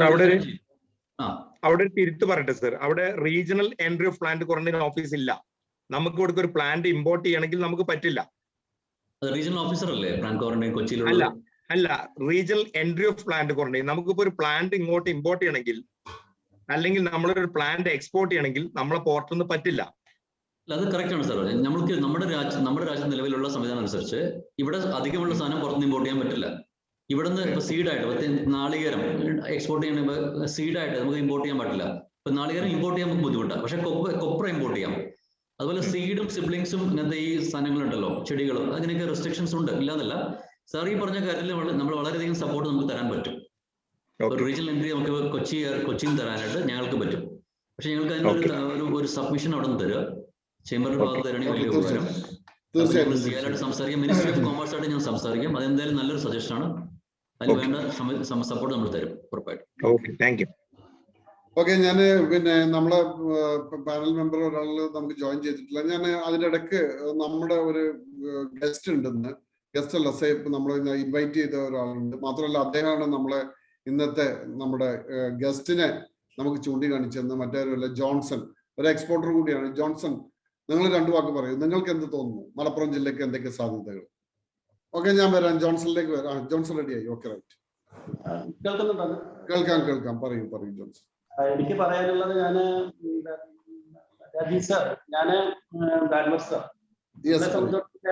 എക്സ്പോർട്ടർ എന്നുള്ള രീതിയിൽ ഞാൻ വലിയ എക്സ്പോർട്ടർ ഒന്നും അല്ല. നമ്മളൊരു 3 വർഷം കൊണ്ട് അതിന് ശിശുവാണ്. നമ്മളതില് കാര്യങ്ങൾ പഠിച്ചു വരുന്നുള്ളൂ. മലപ്പുറം ജില്ലയെ സംബന്ധിച്ചിടത്തോളം മറ്റേ സാറ് പറഞ്ഞ, മുമ്പ് സംസാരിച്ചിരുന്ന ആളുകൾ പറഞ്ഞ പോലെ തന്നെ വളരെയധികം സാധ്യതകളുള്ള, രാജീവ് സാറ് പറഞ്ഞതുപോലെ വളരെയധികം സാധ്യതകളുള്ള ഒരു സ്ഥലമാണ് മലപ്പുറം. എന്റെ ഇത്ര ഈ ഒരു 3 വർഷമായിട്ട് ഞാൻ എക്സ്പോർട്ട് രംഗത്തുള്ള ആളാണ്. എന്റെ പരിമിതമായ കഴിവ് വെച്ചുകൊണ്ട് നമ്മൾ കുറെ കാര്യങ്ങളൊക്കെ ചെയ്യുന്നുണ്ട്. ഞങ്ങളെ സംബന്ധിച്ചിടത്തോളം, എന്നെ സംബന്ധിച്ചിടത്തോളം ചിലപ്പോൾ നമ്മളൊരു വാല്യൂ അഡീഷൻ പ്രോഡക്റ്റ് നമ്മളെ സംബന്ധിച്ചിടത്തോളം കേരളത്തില് അല്ലെങ്കിൽ മലപ്പുറം ജില്ലയിൽ പ്രത്യേകിച്ച് കർഷകരുടെ സാധനങ്ങൾ മുഴുവൻ പ്രത്യേക സാഹചര്യത്തിൽ അതിനൊരു മാർക്കറ്റ് ഇല്ലാതെ വില കുറഞ്ഞ് കർഷകരൊക്കെ വളരെയധികം പ്രയാസങ്ങൾ അനുഭവിച്ചുകൊണ്ടിരിക്കുകയാണ്. അതുപോലെ ബനാന, ടാപ്പിയോക്ക, അങ്ങനെയുള്ള എല്ലാ ഐറ്റംസും നമ്മുടെ കർഷകർക്ക് ആ സമയത്ത് വില കിട്ടില്ല. അങ്ങനെ ജാക്ക് ഫ്രൂട്ട്, ഇങ്ങനെയുള്ള സാധനങ്ങളൊക്കെ വളരെ, അതൊരു വാല്യൂ അഡിഷൻ, അതൊരു ഇന്റർനാഷണൽ മാർക്കറ്റിൽ വിറ്റ് പോകാനുള്ള ഒരു വാല്യൂ അഡിഷൻ പ്രോഡക്റ്റ് ഉണ്ടാക്കാൻ നമുക്ക് എന്തുകൊണ്ടോ കഴിയാതെ പോയിട്ടുണ്ട്. അതിലേക്ക് ഞാൻ എന്റേതായ ഒരു ചുവടുവെപ്പ് നടത്തിയിട്ടുണ്ട്.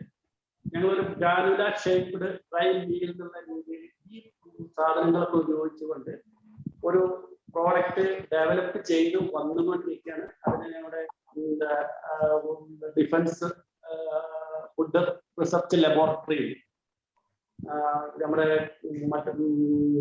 മൈസൂരുള്ള ഫുഡ് ടെക്നോളജി ഇൻസ്റ്റിറ്റ്യൂട്ട് ഒക്കെ ടൈപ്പായിട്ട് കുറേ കേന്ദ്ര ഗവൺമെന്റ് ഉദ്യോഗസ്ഥർ നമ്മളെ സഹായിക്കുന്നുണ്ട്.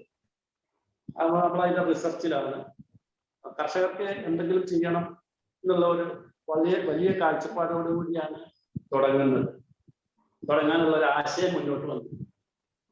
പോരാത്തതിന് എനിക്കിത് ചൂണ്ടിക്കാണിക്കാനുള്ളത്, എനിക്ക് ഇതുവരെയുള്ള ഒരു ഇതില് നമുക്ക് ഫ്ലൈറ്റുകളുടെ കുറവ്, പ്രത്യേകിച്ച് കോഴിക്കോട് എയർപോർട്ടിൽ നമുക്ക് ഫ്ലൈറ്റുകൾ വിദേശ രാജ്യങ്ങളിലേക്ക് കുറവായതുകൊണ്ട് ഒരു അഗ്രികൾച്ചർ പ്രോഡക്റ്റ് എക്സ്പോർട്ട് ചെയ്യുന്ന ആളുകൾക്ക് സ്പേസ് കിട്ടാൻ വളരെ പാട് നേരിടുന്നുണ്ട്. ഒരു പുതിയൊരാൾ എൻട്രി ചെയ്യുമ്പോൾ അവിടെ ബാർഗൈനിങ് വരികയാണ്. സ്പേസ് ഭയങ്കര റൈറ്റ് വളരെയധികം കൂടി എയർലൈൻസ് കമ്പനികൾ പറയുന്നുണ്ട്. പഴയ ആളുകളെ തള്ളിക്കളയാതെ അവർക്ക് എന്നും ലോഡ് കൊടുക്കുന്ന ആളുകളെ. അപ്പോൾ പുതിയൊരാളെ എൻട്രി ചെയ്യാനുള്ള സാധ്യതകൾ അവരവിടെ അടയ്ക്കുന്നുണ്ട്. ഫ്ലൈറ്റുകളുടെ കുറവാണ്. ഇപ്പൊ ഈ കൊറോണയാണ് വലിയൊരു ഘടകം. ഞാനിപ്പോ കഴിഞ്ഞ ഒക്ടോബറിൽ ഏകദേശം കുറച്ചധികം വെജിറ്റബിള് ബാംഗ്ലൂർ എയർപോർട്ട് മുഖാന്തരമാണ് ചെയ്തത്. അത് കേരളത്തിലെ എയർപോർട്ടുകളിൽ നിന്നും സ്പേസ് കിട്ടാത്തതിന്റെ പേരിലാണ് ബാംഗ്ലൂർ ചെയ്തത്. പിന്നെ എനിക്ക് രാജീവ് സാറിന്റെ ശ്രദ്ധയിൽപ്പെടുത്താനുള്ളത്, സാർ ഇപ്പൊ നമ്മളിപ്പോ ബോംബെയിൽ ഒരു സാധനം, എനിക്കിപ്പോ ഗുജറാത്തിൽ നിന്ന് അദാനി പോർട്ടിന്റെ മുന്ദ്ര പോർട്ടിൽ നിന്ന് ഖത്തറിലേക്ക് ഒരു 5 കണ്ടെയ്നർ അരിയുടെ ഓർഡർ വന്നിട്ടുണ്ടായിരുന്നു. അപ്പൊ നമ്മള് ഈ പോർട്ടിലൊക്കെ രജിസ്റ്റർ ചെയ്യാൻ പോകുമ്പോ അവിടെയൊക്കെ ഈ ബാങ്കുകളുടെ ലെറ്റർ വന്നു. ചില ബാങ്ക് മാനേജേഴ്സ്, ഞാനൊരു ബാങ്കിൽ നിന്ന് സ്റ്റേറ്റ് ബാങ്ക് ഓഫ് ഇന്ത്യയിൽ മാറിയിട്ട് യൂണിയൻ ബാങ്കിലേക്ക് പോരേണ്ടി വന്നു. അതിനൊക്കെ കഥ പറയുകയാണെങ്കിൽ പറയുന്നില്ല. അപ്പൊ ആ ലെറ്റർ നമുക്ക് പെട്ടെന്ന് നമുക്ക് ഓർഡർ കിട്ടുമ്പോഴത്തേന് ഈ ലെറ്ററും മറ്റ് കാര്യങ്ങളൊക്കെ അവിടെ കൊടുക്കാനും ഏജൻസികളെ ലോജിസ്റ്റിക് ഏജൻസികൾക്ക് കൊടുക്കാനുള്ള താമസം വരുമ്പോൾ നമുക്ക് ഓർഡറുകൾ നമ്മുടെ കയ്യിൽ നിന്ന് പോണ കാര്യങ്ങൾ ഉണ്ടായിട്ടുണ്ട്. അപ്പൊ അതിനുള്ള എന്താണ് പരിഹാരം രാജീവ് സാർ പറഞ്ഞു തന്നു കഴിഞ്ഞാൽ, പോർട്ടിൽ നമുക്കിപ്പോ എല്ലാ പോർട്ടിലും പോയിട്ട് രജിസ്റ്റർ കഴിയില്ല. നമുക്ക് ഓർഡർ കിട്ടുമ്പോഴല്ലേ ചെയ്യാൻ കഴിയുള്ളൂ. അത് ഇന്ത്യയിൽ കോമൺ ആയിട്ട് ഒരിടത്ത് രജിസ്റ്റർ എല്ലാവർക്കും കിട്ടാൻ കഴിയുമോ എന്നുള്ളതാണ് എനിക്കറിയാം. ജോൺസൺ, പറയൂ സർ. നമ്മൾ AD കോഡ് രജിസ്ട്രേഷൻ ഓരോ പോർട്ടിലും സെപ്പറേറ്റ് രജിസ്ട്രേഷൻ വേണമെന്നൊരു നിബന്ധനയുണ്ട്. ഒരു സ്ഥലത്ത് നിന്ന് എല്ലായിടത്തും റിഫ്ലക്ട് ചെയ്യില്ല. പക്ഷെ അതിനൊരു കോമഡിയുണ്ട്. ഇപ്പൊ ബാങ്കിന്റെ ലെറ്റർ എന്തായാലും നമുക്ക് വാങ്ങിക്കണം. സപ്പോസ് ഇപ്പൊ മുംബൈ ആണെങ്കിലും മുന്ദ്ര പോർട്ട് ആണെങ്കിലും ചെന്നൈ പോർട്ട് ആണെങ്കിലും കൊച്ചി ആണെങ്കിലും ഒക്കെ ഡിഫറെന്റ് കസ്റ്റംസ് പ്രൊസീജിയേഴ്സ് ആണ്. കസ്റ്റംസ് പ്രൊസീജിയർ ഒന്നാണെങ്കിലും ഡിഫറെന്റ് ജൂറിസ്ഡിക്ഷൻ ആണ്. ഓരോരുത്തർക്കും അധികാര പരിധിയിൽ കൊടുത്തിട്ടുണ്ട്. അതുകൊണ്ടാണ് സെപ്പറേറ്റ് ചെയ്യണമെന്ന് പറയുന്നത്. അപ്പൊ നമ്മൾ ആലോചിച്ച് നോക്കുമ്പോൾ കൊച്ചിയിൽ നിന്ന് ബാങ്കിന്റെ ലെറ്റർ കിട്ടുമ്പോൾ ഡെപ്യൂട്ടി കമ്മീഷണർ കസ്റ്റംസ് കൊച്ചി എന്നായിരിക്കും അവർ എഴുതുന്നത്. കൊച്ചി ആണെങ്കിൽ മറ്റാണെങ്കിൽ മുംബൈയിൽ നിന്ന് എഴുതും. സാറിന് ഒരു എളുപ്പ വഴിയുണ്ട്. അതിനൊരു ഓൺലൈൻ പ്ലാറ്റ്ഫോം ഉണ്ട്. അതിന് പറയുന്നത് ഇ-സാഞ്ചിറ്റ്. വേണമെങ്കിൽ നോട്ട് ചെയ്തോളൂ. ഇ-സാഞ്ചിറ്റ്, ഇ-സാഞ്ചിറ്റ്, SANCHIT, ഇ-സാഞ്ചിറ്റ്. അതൊരു ഓൺലൈൻ പ്ലാറ്റ്ഫോമാണ്. മിനിസ്ട്രി ഓഫ് ഫൈനാൻസ് കസ്റ്റംസിന്റെ ഒരു ഓൺലൈൻ പ്ലാറ്റ്ഫോമാണ്. അതിൽ കൂടി എവിടെയും പോകണ്ട, സാറിന് തന്നെ ഓൺലൈനായിട്ട് ചെയ്യാം. ഏത് പോർട്ടൽ വേണമെങ്കിലും ചെയ്യാം. ചെയ്തിട്ടുള്ളൂ, കുഴപ്പമില്ല. ഒരു വർഷത്തേക്ക് വാലിഡിറ്റി ഉണ്ടല്ലോ, മാറ്റം വരുന്നില്ലല്ലോ. സോ സപ്പോസ് ഇപ്പൊ നമ്മൾ പിന്നീട് ഇനി ചെയ്യാൻ പോകുന്ന ഏതെങ്കിലും പോർട്ടലിനെ അവിടെ ചെയ്ത് വെച്ചോളൂ. അപ്പൊ ഈ സാഞ്ചിറ്റ് പ്ലാറ്റ്ഫോമിൽ കൂടി നമുക്കിത് ഓൺലൈനിലായിട്ട് രജിസ്ട്രേഷൻ ചെയ്യാം. ഈ AD കോഡ് രജിസ്ട്രേഷൻ ചെയ്യാം. ആരുടെയും സഹായത്തിന് വേണ്ട, ആരുടെയും CHയുടെ കാര്യം കൂടി ഒന്നും വേണ്ട. അപ്പൊ അതൊക്കെ ആ കാര്യത്തിന് നമുക്ക് ബാങ്കിന്റെ ലെറ്റർ ആവശ്യമില്ല.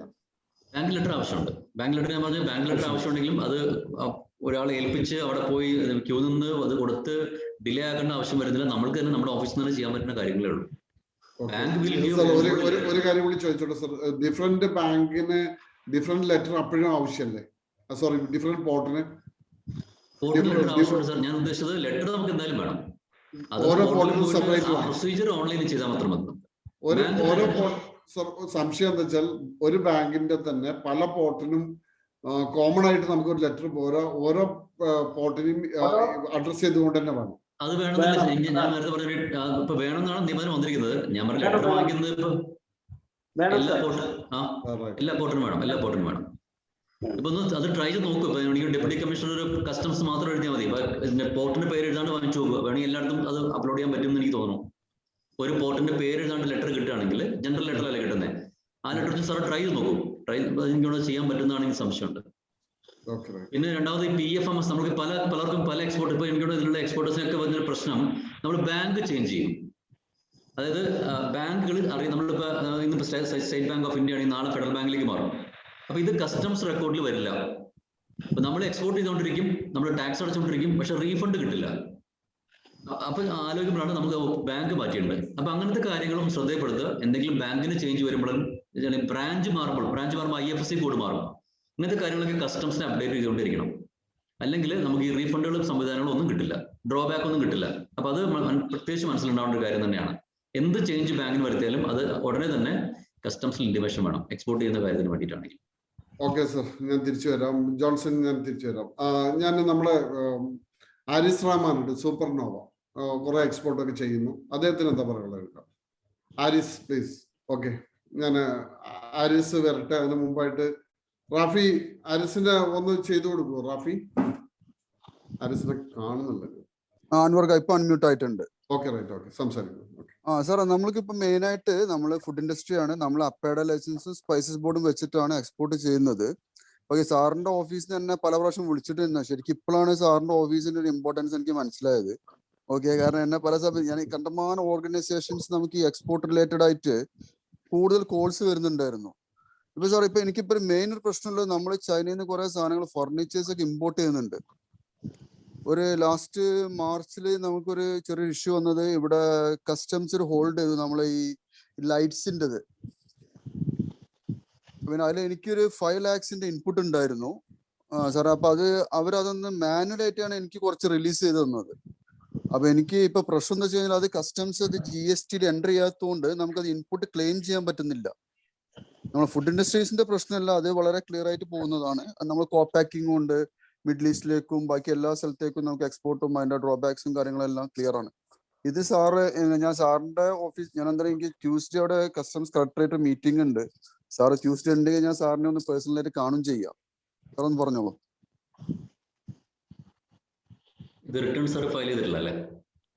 അല്ല, കസ്റ്റംസ് അവര് GST നമുക്ക് മാനുവൽ ആയിട്ട് ഒരു എന്താ പറയുക 40 feet കണ്ടെയ്നർ ആയിരുന്നു. ഒരു ഓൾമോസ്റ്റ് 5 CBM ഹോൾഡ് ചെയ്തിട്ട് അവർക്ക് ഡൽഹിയിൽ നിന്ന് ഒരു സ്പെഷ്യൽ LED ഒരു ഇഷ്യൂസിൽ വന്നതാണ്. പക്ഷെ ഇപ്പൊ ക്ലിയർ ആയിട്ട് കിട്ടിയിട്ടുണ്ട്. ബട്ട് ആസ് ഓഫ് ടുഡേ അവർ ഇപ്പോഴും അത് അതിൻ്റെ അകത്ത് എൻട്രി ആയിട്ടില്ല. ലോക്കൽ GST ഓഫീസിൽ സാർ സംസാരിച്ചിരുന്നോ? ഞാൻ സംസാരിച്ചിരുന്നു.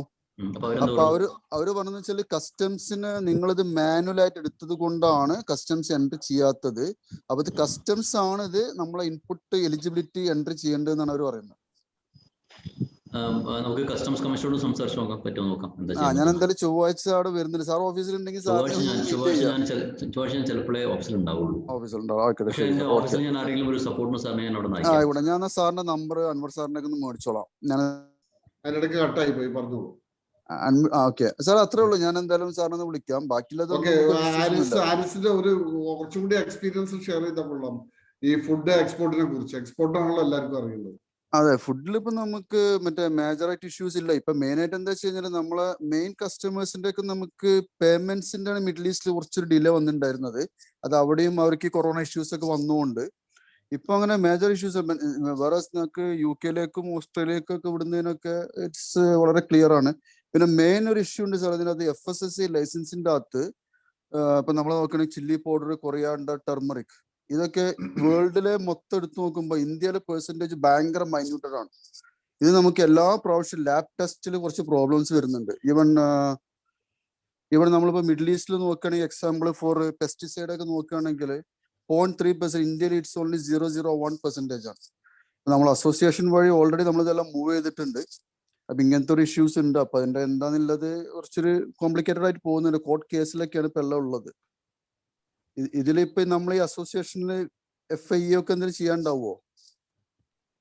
എക്സ്പോർട്ടിന് FSSAIയുടെ യാതൊരു റോളുമില്ലല്ലോ.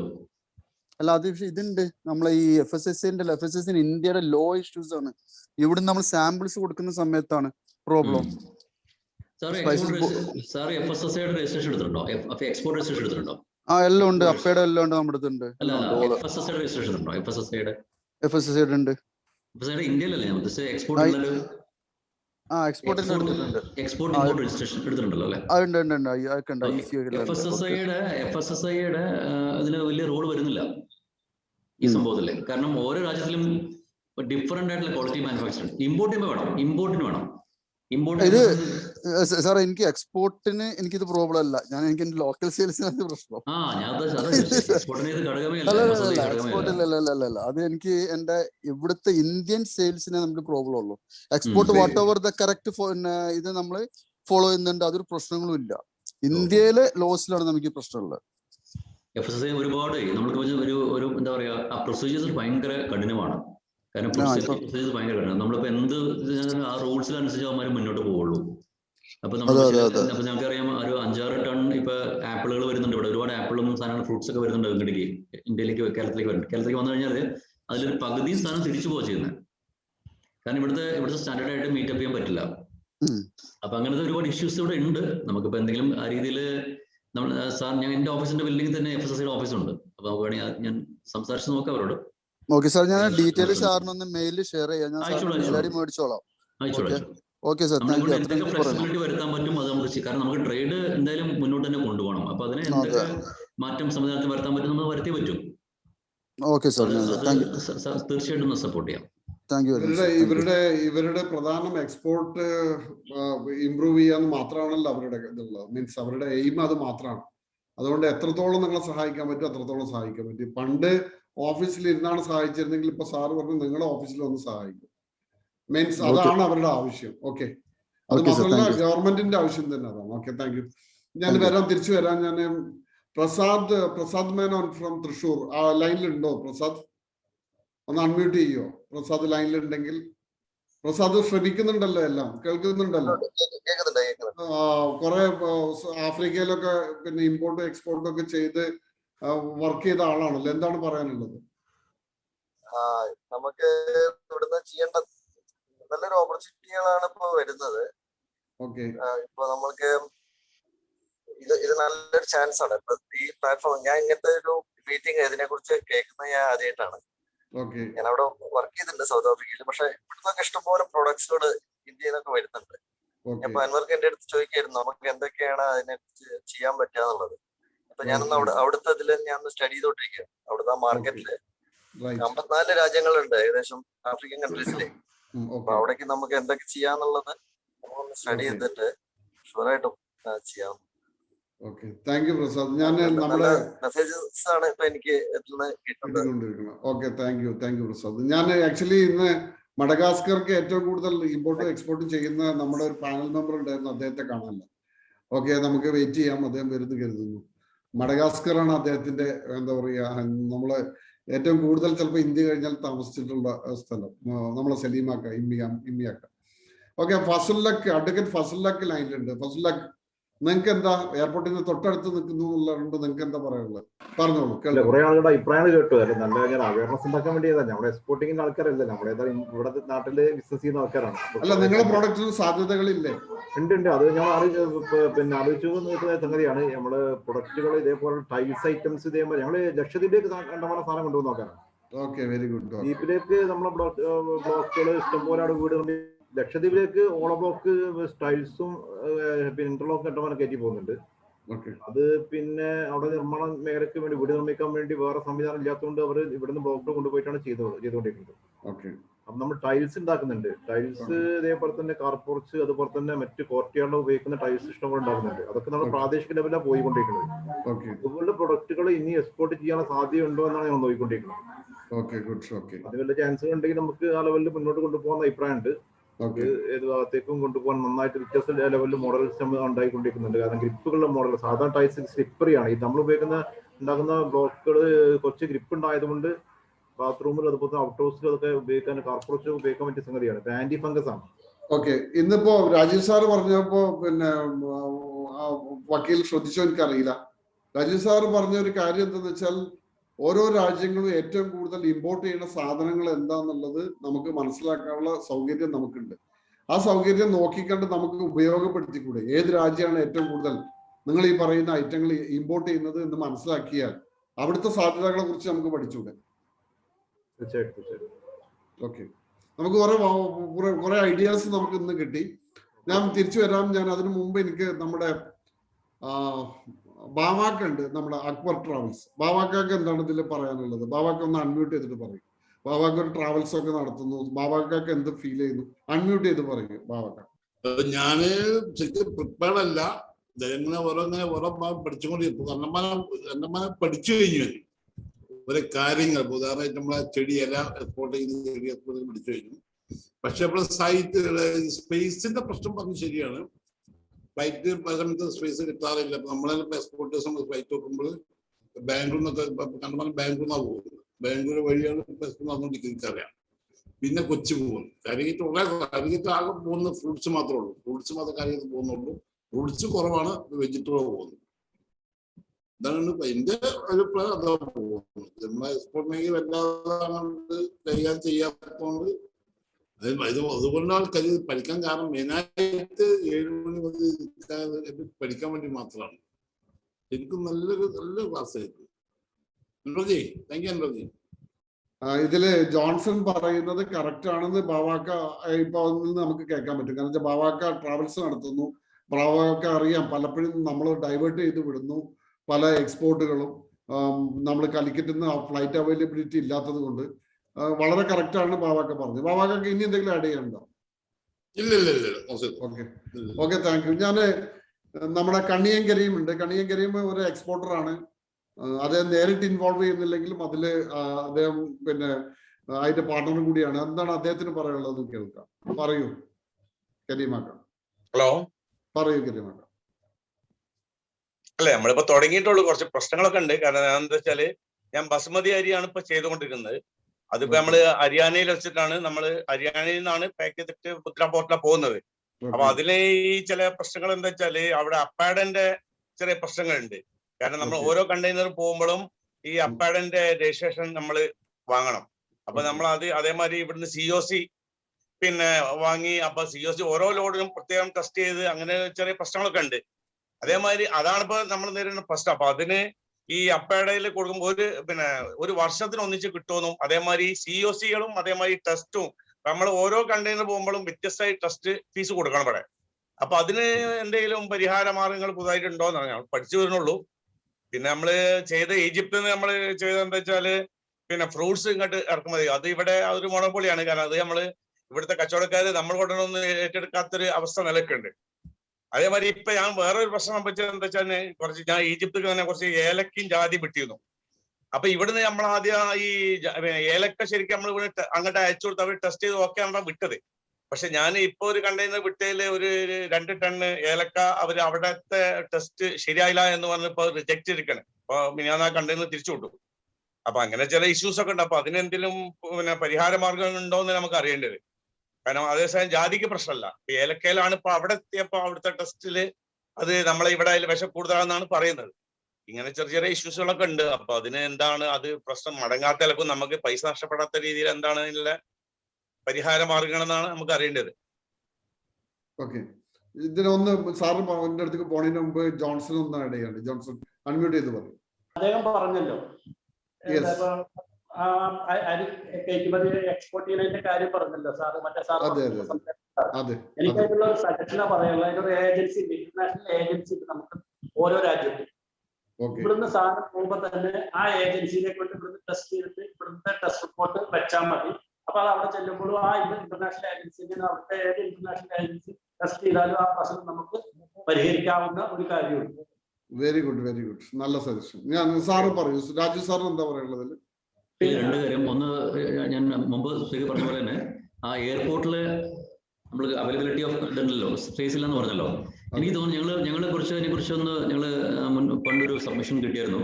അപ്പൊ എനിക്ക് തോന്നുന്നു കൂടുതലും ഈ എന്താ പറയുക, നമ്മൾ ആ സ്പേസ് മുഴുവൻ 1-2 ആൾക്കാർ എടുത്തിരിക്കുകയാണ്. എന്നിട്ട് അത് സബ് കൊടുക്കുക ചെയ്യുന്നത്. അതിന് പകരം നിങ്ങളുടെ ഭാഗത്ത് മലപ്പുറത്ത് ഒരു ക്ലസ്റ്റർ ഉണ്ടെങ്കിൽ, അഗ്രി ക്ലസ്റ്റർ ഉണ്ട്, അല്ലെങ്കിൽ ഫുഡ് ഒരു ക്ലസ്റ്റർ ഓഫ് ആൾക്കാരുണ്ടെങ്കിൽ അവർക്ക് they can take that space. എന്നിട്ട് അവരുടെ ആൾക്കാർക്ക് കൊടുക്കാൻ ചെയ്യും. അല്ലെങ്കിൽ അതുകൊണ്ട് നമുക്കിപ്പോൾ 1500 രൂപ ഒരു സ്ക്വയറിന് കിട്ടുന്ന സ്പേസിന് ചിലപ്പോൾ 5000 10,000 വേണം അദ്ദേഹം മേടിക്കുന്നത്, മറ്റാൾ മേടിക്കുന്നത്. അപ്പൊ അത് ഒഴിവാക്കാനായിട്ട് നമ്മുടെ ക്ലസ്റ്റർ തന്നെ രൂപീകരിച്ച് അവർക്ക് തന്നെ ആ സ്പേസ് മൊത്തം അവൈലബിൾ എടുക്കാം. അതിനുശേഷം അവർക്ക് അവരുടെ ആ ക്ലസ്റ്റർ മെമ്പേഴ്സിന് കൊടുക്കുകയും ചെയ്യാം. രണ്ടാമതൊരു കാര്യം സാർ പറഞ്ഞ പോലെ തന്നെ ഞങ്ങൾ ഇടുക്കിയിൽ കഴിഞ്ഞ 2-3 മാസം മുമ്പ് ഒരു മീറ്റിംഗ് വന്നിട്ടുണ്ടായിരുന്നു. ഇടുക്കിയിൽ അന്ന് കളക്ടർ മീറ്റിംഗ് സമയത്തും ഈ ഏലക്കാട് ഇഷ്യൂ ഉണ്ടായിരുന്നു. ഏലക്കാട് നമ്മൾ എത്ര കുറച്ച് പെസ്റ്റിസൈഡ്സ് അത് നാച്ചുറൽ സംഭവം ചെയ്താലും അതിന് ചെറിയൊരു നെഗറ്റീവ് പ്രശ്നങ്ങൾ വരാറുണ്ട് എക്സ്പോർട്ടിന്റെ സമയത്ത്. കാരണം നമുക്കിവിടെ യാതൊരു കുഴപ്പമില്ല, നമ്മുടെ കൺസംഷന് യാതൊരു കുഴപ്പവും വരാത്ത സാധനമാണ്. പക്ഷേ ചില രാജ്യങ്ങളിൽ കഴിക്കുമ്പോൾ അതൊരു ഇഷ്യൂ വരാറുണ്ട്. അപ്പോൾ ഞങ്ങൾ അതിനെക്കുറിച്ച് എഴുതിയിട്ടുണ്ട്. കാരണം എനിക്ക് തോന്നുന്നു സ്പൈസസ് ബോർഡും ഞങ്ങളും എഴുതിയിട്ടുണ്ട് മിനിസ്ട്രിയിൽ. കാരണം ആ ഒരു സ്റ്റാൻഡേർഡ് കൊണ്ട് മനുഷ്യന്റെ ആരോഗ്യത്തിന് യാതൊരു തരത്തിലുള്ള ഒരു ഹാനികരമായിട്ടുള്ള സംഭവങ്ങൾ അതിൽ ഇല്ല എന്നുള്ള സംഭവം അവർ കൺവിൻസ് ചെയ്യണമല്ലോ. പിന്നെ ജോൺസൺ സാർ നേരത്തെ പറഞ്ഞ പോലെ തന്നെ അതത് രാജ്യത്തുള്ള നിലവിലുള്ള സംവിധാനങ്ങളെ കുറിച്ച് നമുക്ക് ഏകദേശം ധാരണ ഉണ്ടെങ്കിൽ നമുക്കൊരു സാമ്പിൾ അയച്ചു കൊടുത്ത് അത് കൺഫോമിറ്റി മേടിക്കാം. ഇതാണ് സംഭവം, ഇതാണ് ഈ അയക്കുന്ന കണ്ടെയ്നേഴ്സിന്റെ കാര്യങ്ങൾ. അപ്പം റിജക്ഷൻ ഒഴിവാക്കാൻ പറ്റും.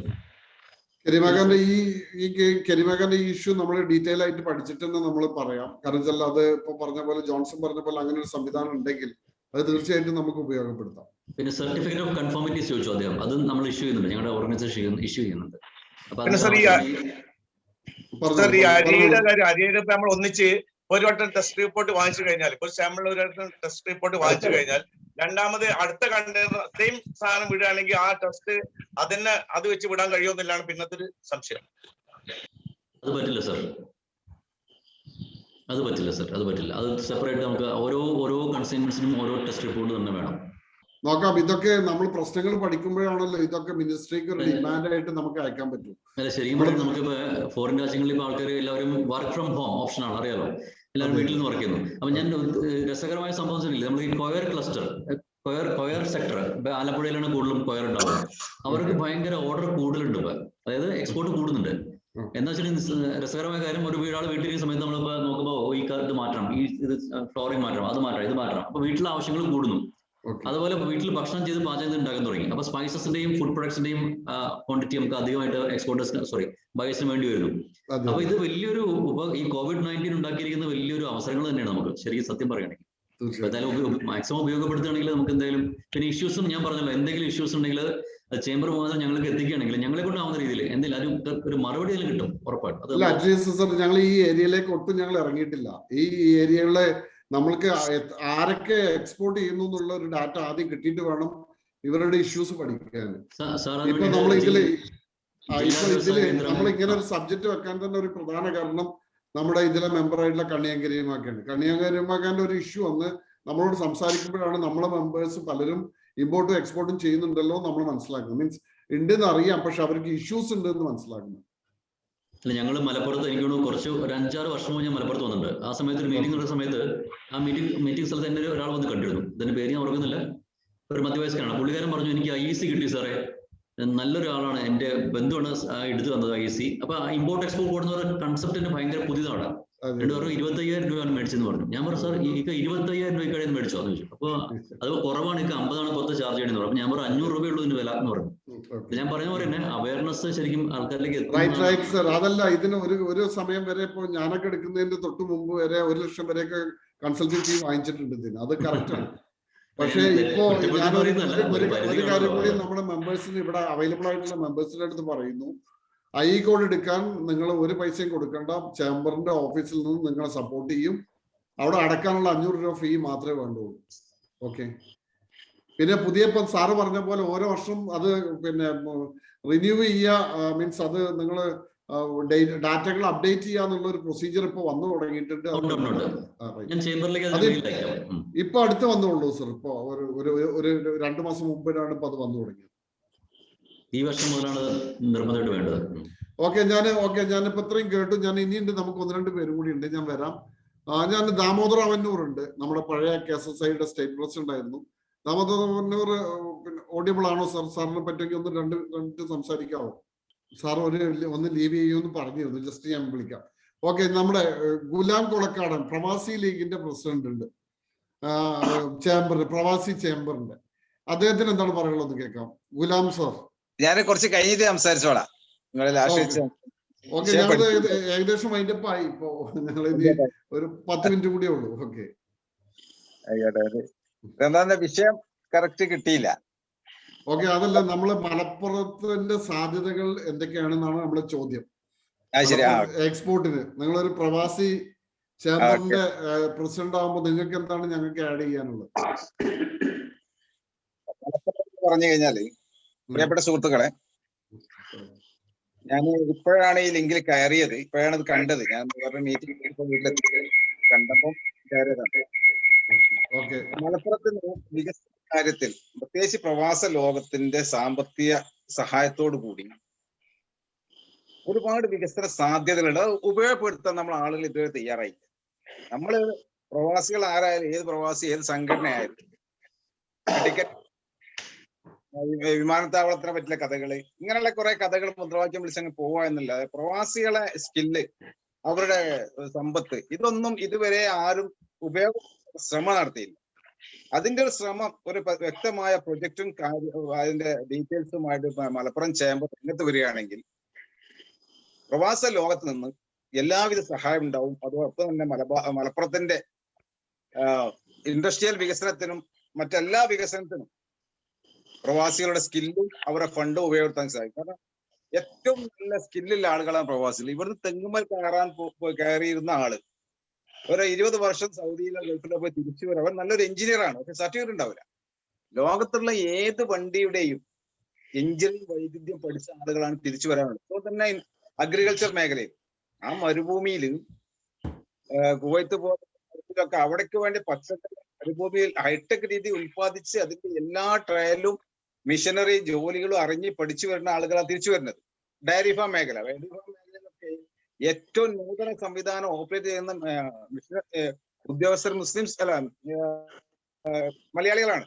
അവരൊക്കെ തിരിച്ചു വരെ വക്കലാണ്. അവർ ആ സ്കില്ല് ഉപയോഗപ്പെടുത്തിക്കൊണ്ട്, സമ്പത്ത് ഉപയോഗപ്പെടുത്തിക്കൊണ്ട് ഈ നാടിലെ വികസനത്തിൽ മാറ്റിയെടുക്കാൻ, ഈ നാട്ടിലെ വികസനത്തിലേക്ക് വരാൻ മലപ്പുറം ചേംബറിനെ പോലത്തെ ആരെങ്കിലും നേതൃത്വം വഹിക്കുകയാണെങ്കിൽ അത് മലപ്പുറത്തിന് ഏറ്റവും വലിയൊരു ഗുണമായിരിക്കും. മലപ്പുറത്തെ പ്രവാസികൾക്ക് 10 ലക്ഷത്തോളം പ്രവാസികൾ മലപ്പുറം ജില്ലയിൽ തന്നെ പുറത്തുണ്ടെന്നാണ് ഏകദേശ കണക്ക്. അതിൽ കൂടുതൽ കുറേ സാധ്യതയില്ല. അപ്പൊ ഇവരെ തിരിച്ചു വരുമ്പോഴേക്കും മലപ്പുറം ചേംബർ അതിന് വ്യക്തമായ ഒരു പ്രൊജക്റ്റുമായി മുന്നോട്ട് വന്നാൽ അത് വിജയിക്കും. അവരുടെ സമ്പത്തും അവരുടെ സ്കില്ലും ഉപയോഗപ്പെടുത്തുക, അവരുടെ അനുഭവം, അവരുടെ വൈദഗ്ധ്യം, ഇതൊക്കെ ഉപയോഗപ്പെടുത്തിയാൽ മലപ്പുറം സമാനതയില്ലാത്ത മാറ്റത്തിന് തുടക്കം കുറിക്കുക, പ്രവാസികളുടെ സങ്കടത്തിനും കണ്ണീരിനും അറുതി വരികയും ചെയ്യും എന്നാണ് എനിക്ക് പറയാനുള്ളത്. Okay, thank U Ghulam sir. ഞങ്ങളിപ്പോ നമ്മുടെ ഇവിടുത്തെ പാനൽ മെമ്പർ ഷാജു ആദ്യം പറഞ്ഞത് അതാണ്. ഇവിടുന്ന് ഞങ്ങൾ ഏറ്റവും കയറ്റിക്കൊണ്ടിരിക്കുന്നത് ഇവിടുത്തെ എന്താ പറയാ, ഇവിടുത്തെ ആളുകളെയാണ്. എനിക്ക് അതിലൊന്നും കൂടി ആഡ് ഉണ്ടായിരുന്നു. ആടുകളെ മാത്രമല്ല, ഇപ്പൊ കുറച്ച് ബ്രെയിനും കയറ്റിക്കൊണ്ടായിരിക്കുന്നുണ്ട്. മീൻസ് നല്ല തലകളെ ഇവിടുന്ന് US-ലേക്കും മറ്റൊക്കെ കയറ്റിക്കൊണ്ടിരിക്കുന്നുണ്ട്. മറ്റത് ഒരു ഹ്യൂമൻ എക്സ്പോർട്ടാണ് നമ്മൾ ഇതുവരെ ചെയ്തിരുന്നത്. അതിനൊരു മാറ്റം വരുത്തി നമുക്ക് എക്സ്പോർട്ടിലേക്ക് നീങ്ങാം. അതിന് ഇവിടെ ഫണ്ട് നമുക്ക് വേണ്ട ആവശ്യമുള്ള ഫണ്ട് റൈസ് ചെയ്യാനുള്ള ഒരു ഗ്രൂപ്പ് ഇവിടെ റെഡിയാണെന്നാണ് പറയുന്നത്. പക്ഷെ അത് നമ്മൾ എങ്ങനെ യൂട്ടിലൈസ് ചെയ്യണം എന്നുള്ളതിന് ആർക്കെങ്കിലും ലീഡ് ചെയ്യാൻ പറ്റുമോ എന്നുള്ളതാണ്. എൻ്റെ അടുത്ത് ഗുലാം സാറ് 2-3 പ്രൊജക്റ്റുകൾ പറഞ്ഞിരുന്നു ഈ പ്രവാസികൾക്കൊക്കെ ഉള്ള. അതില് ചേംബറിന്റെ കാഴ്ചപ്പാട് എന്താണെന്നും ചേംബറിനെ കൂട്ടിയിട്ട്, ചേംബറിലെ എക്സിക്യൂട്ടീവ് ടീമിനെ കൂട്ടിയിട്ട് ഒരു മീറ്റിങ്ങിന് ഇരിക്കണമെന്നും അദ്ദേഹം പറഞ്ഞിട്ടുണ്ട്. വല്ലാതെ വൈകാതെ തന്നെ നമ്മൾ അതിന് വേണ്ടിയിട്ടൊന്ന് ഇരിക്കാം. ദാമോദർ സാർ അവൈലബിൾ ആണ്. ദാമോദർ സാറിന് എന്താണ് പറയാനുള്ളത്? നമ്മുടെ ജില്ലയ്ക്ക് നേരത്തെ സംസാരിച്ച ട്രമൻഡസ് പൊട്ടൻഷ്യൽ ഉണ്ട് പല പ്രോഡക്ട്സും അയക്കാൻ. അതിപ്പോ ഈ Malappuram chamber of commerce initiative എടുത്തതും നമ്മുടെ ചീഫ് ഗസ്റ്റിന്റെ ഇൻപുട്സും വളരെ വാല്യുബിൾ ആയിരുന്നു ഇന്നത്തെ സെഷനിൽ. ഇനിഷ്യലി അദ്ദേഹത്തിന്റെ സ്പീച്ച് കേൾക്കാൻ പറ്റി. പിന്നെ എനിക്ക് വേറെ സൂം ഉണ്ടായിട്ട് ഒന്ന് ലോഗൗട്ട് ചെയ്യേണ്ടി വന്നു. But it's very informative and Anwar keep it up. ഇനി 12 നിർത്തേണ്ട, കുറച്ചുകൂടി ടോപ്പിക്സ് കണ്ടിന്യൂ ചെയ്യണമെന്നാ ഞാൻ പറയാം.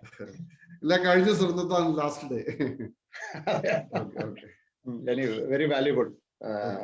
ഇതിനുണ്ട് സർ, നമുക്ക് ഒരു 10 വർഷത്തിന് വർക്ക് ചെയ്യാനുള്ള ഇൻപുട്ട് നമുക്ക് ഈ 10 മീറ്റിംഗിൽ തന്നെ കിട്ടിയിട്ടുണ്ട്.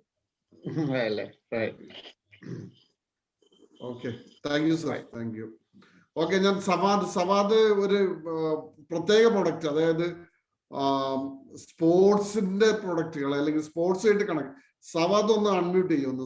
സവാദ് കേൾക്കുന്നുണ്ടോ? ഓക്കെ, ഒരു പ്രത്യേകത എന്താന്ന് വെച്ചാല് മലപ്പുറം ജില്ലയില് നല്ല കേരളത്തിൽ തന്നെ വളരെ റയറായിട്ട് പ്രൊഡക്റ്റ് ഉണ്ടാക്കുന്ന ആളാണ്.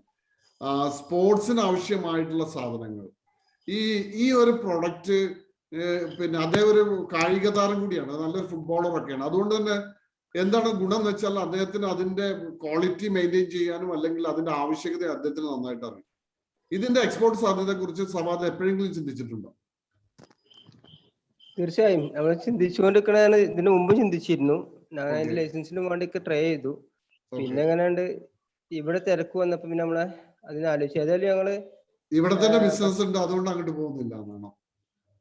ഇപ്പൊ നമ്മള് കേരളത്തിലെ കേരളം മൊത്തം കവർ ചെയ്ത് കഴിഞ്ഞിട്ടുണ്ട്. നമ്മൾ ബംഗ്ലാദേശ് ഒന്ന് പോയി ഇപ്പൊ സ്റ്റാർട്ടിങ് തുടങ്ങാൻ പോവാണ്. അതുകൊണ്ട് ഞാൻ ഇതിലുമായി കഴിയത് വിഷയമായിരുന്നു. നിങ്ങളെ പ്രൊഡക്റ്റിന് സാധ്യത ഉണ്ടെന്ന് തോന്നിയതുകൊണ്ടാണ് ഞാൻ നിങ്ങൾക്ക് ഇന്ന് ഈ ലിങ്ക് അയച്ചത്. ഒറ്റ മിനിറ്റ്, സവാദിനോട് ചെറിയ റിക്വസ്റ്റ്. പറയൂ. ഉണ്ടായപ്പോ ഒരു സന്തോഷം വന്ന്. കാരണം ഈ ഫുട്ബോൾ മേഖല, ലോകം മുഴുവനും ഫുട്ബോൾ മേഖല ബിസിനസ്സാണ്. ഫുട്ബോളിന്റെ എല്ലാം ബിസിനസ്സാണ്. ഫുട്ബോളിന്റെ കയറ് വരെ ബിസിനസ്സാണ് ലോകത്തൊക്കെ. ഇപ്പൊ ബ്രസീലിലായാലും അർജന്റീനയിലൊക്കെ സഹകരണ സ്ഥാപനങ്ങളാണ്. വലിയ വലിയ ക്ലബ്ബുകളൊക്കെ, AC മിലാന് ഇങ്ങനത്തെ ക്ലബ്ബുകളൊക്കെ സഹകരണ സ്ഥാപനങ്ങളാണ്. അതുപോലെ ഫുട്ബോളിന് മാത്രമുള്ള ഒരു സഹകരണ സ്ഥാപനം ജവാഹർ നേതൃത്വത്തിൽ വരികയാണെങ്കിൽ, സഹകരണ പ്രസ്ഥാനം, അതില് മൊത്തം ബിസിനസ് എന്നുള്ള മൈൻഡ് മാത്രം ആക്കിയിട്ട് വരികയാണെങ്കിൽ അത് കേരളത്തിന് വലിയൊരു മുതൽക്കൂട്ടായി മാറും. സവാദ് മുൻകാല ഇതിനിടയ്ക്ക് കൊച്ചിയിൽ അങ്ങനെ ഒരു യോഗം നടന്നു. ഞാൻ ആ യോഗത്തിൽ പങ്കെടുത്തായിരുന്നു. എന്താ FUL അങ്ങനത്തെ പേരൊക്കെ ഇട്ടിട്ട് വന്ന് വിനോദ പൊട്ടിപ്പോയതാണ്. അതുപോലെ സവാദിന് ഇപ്പൊ നിയന്ത്രിക്കാൻ കഴിയാവുന്ന ഒരു മേഖലയാണ്. നമുക്ക് എല്ലാ മേഖലയും 368 ദിവസം ഫുട്ബോൾ ലൈവാക്കി നിർത്തുകയും അത് ബിസിനസ് ആക്കുകയും ചെയ്യുന്ന ഒരു ഫുട്ബോൾ കോപ്പറേറ്റീവ് സൊസൈറ്റി സവാദ് മുന്നിട്ട് വരികയാണെങ്കിൽ രൂപീകരണം കഴിഞ്ഞിട്ടുണ്ട്. നമ്മളെ ഈസ്റ്റേൺ മീരാൻ ബന്ധപ്പെട്ടിട്ട് നമ്മുടെ ഈസ്റ്റേൺ കറി ഫൗണ്ടറിന്റെ മീരാൻ ബന്ധപ്പെട്ട് ഇപ്പൊ ഒരു പ്രോഗ്രാം സെറ്റ് ചെയ്തുകൊണ്ടിരിക്കുന്നുണ്ട്. നല്ലത് ചിന്തിക്കാന്നുള്ളതാണ് ഞാൻ മനസ്സിലാക്കുന്നത്. എനിക്ക് വളരെ പ്രത്യേകത ഒരാളത് കോപ്പി ചെയ്യാതെ നമ്മുടെ പാഷനുള്ള ഒരു മീൻസിൽ ഒരു തീമിൽ തന്നെ നമുക്കൊരു പ്രൊഡക്റ്റ് ഉണ്ടാക്കാൻ പറ്റുക എന്ന് പറയുന്നത് വളരെ ഇമ്പോർട്ടന്റ് ആണ്, വളരെ നല്ല കാര്യമാണ്. ഓക്കെ, ഞാൻ തിരിച്ചു വരാം. ഓക്കെ, നമ്മളെ പാനൽ മെമ്പേഴ്സിന്, ഇതിലുള്ള പാനൽ മെമ്പേഴ്സിന് ജവഹറിന് എന്തെങ്കിലും ആഡ് ചെയ്യാനുണ്ടോ? ഈ പറഞ്ഞതിൽ എന്തെങ്കിലും ആഡ് ചെയ്യാനുണ്ടോ ജവഹറിന്? മെയിൻലി ഇപ്പോ സാബു സാർ പറഞ്ഞ പോലെ തന്നെ ഇവിടുന്ന് മലപ്പുറത്തിന്റെ സാധ്യതകളാണ്. മലപ്പുറത്ത് ഇത്രയും ആളുകൾ എക്സ്പോർട്ട് ചെയ്യുമ്പോൾ ഈ ആളുകൾ നമുക്ക് ശരിക്കും അവിടുത്തെ റെഫറൻസ് ആയിട്ട് ഉപയോഗിക്കാൻ പറ്റും. ശരിക്കും മലപ്പുറത്തുള്ള ആളുകൾ ഇല്ലാത്തൊരു കൺട്രി ഇല്ല എന്ന് വേണമെങ്കിൽ പറയാം. അവരെ സാബു സാർ പറഞ്ഞ പോലെ നമ്മുടെ പ്രൊഡക്റ്റിന്റെ കോസ്റ്റും അവിടുത്തെ പ്രൊഡക്റ്റിന്റെ കോസ്റ്റും ഒരു ഫ്ലെക്സിന്റെ മാത്രം 20 ടൈംസ് പറഞ്ഞല്ലോ.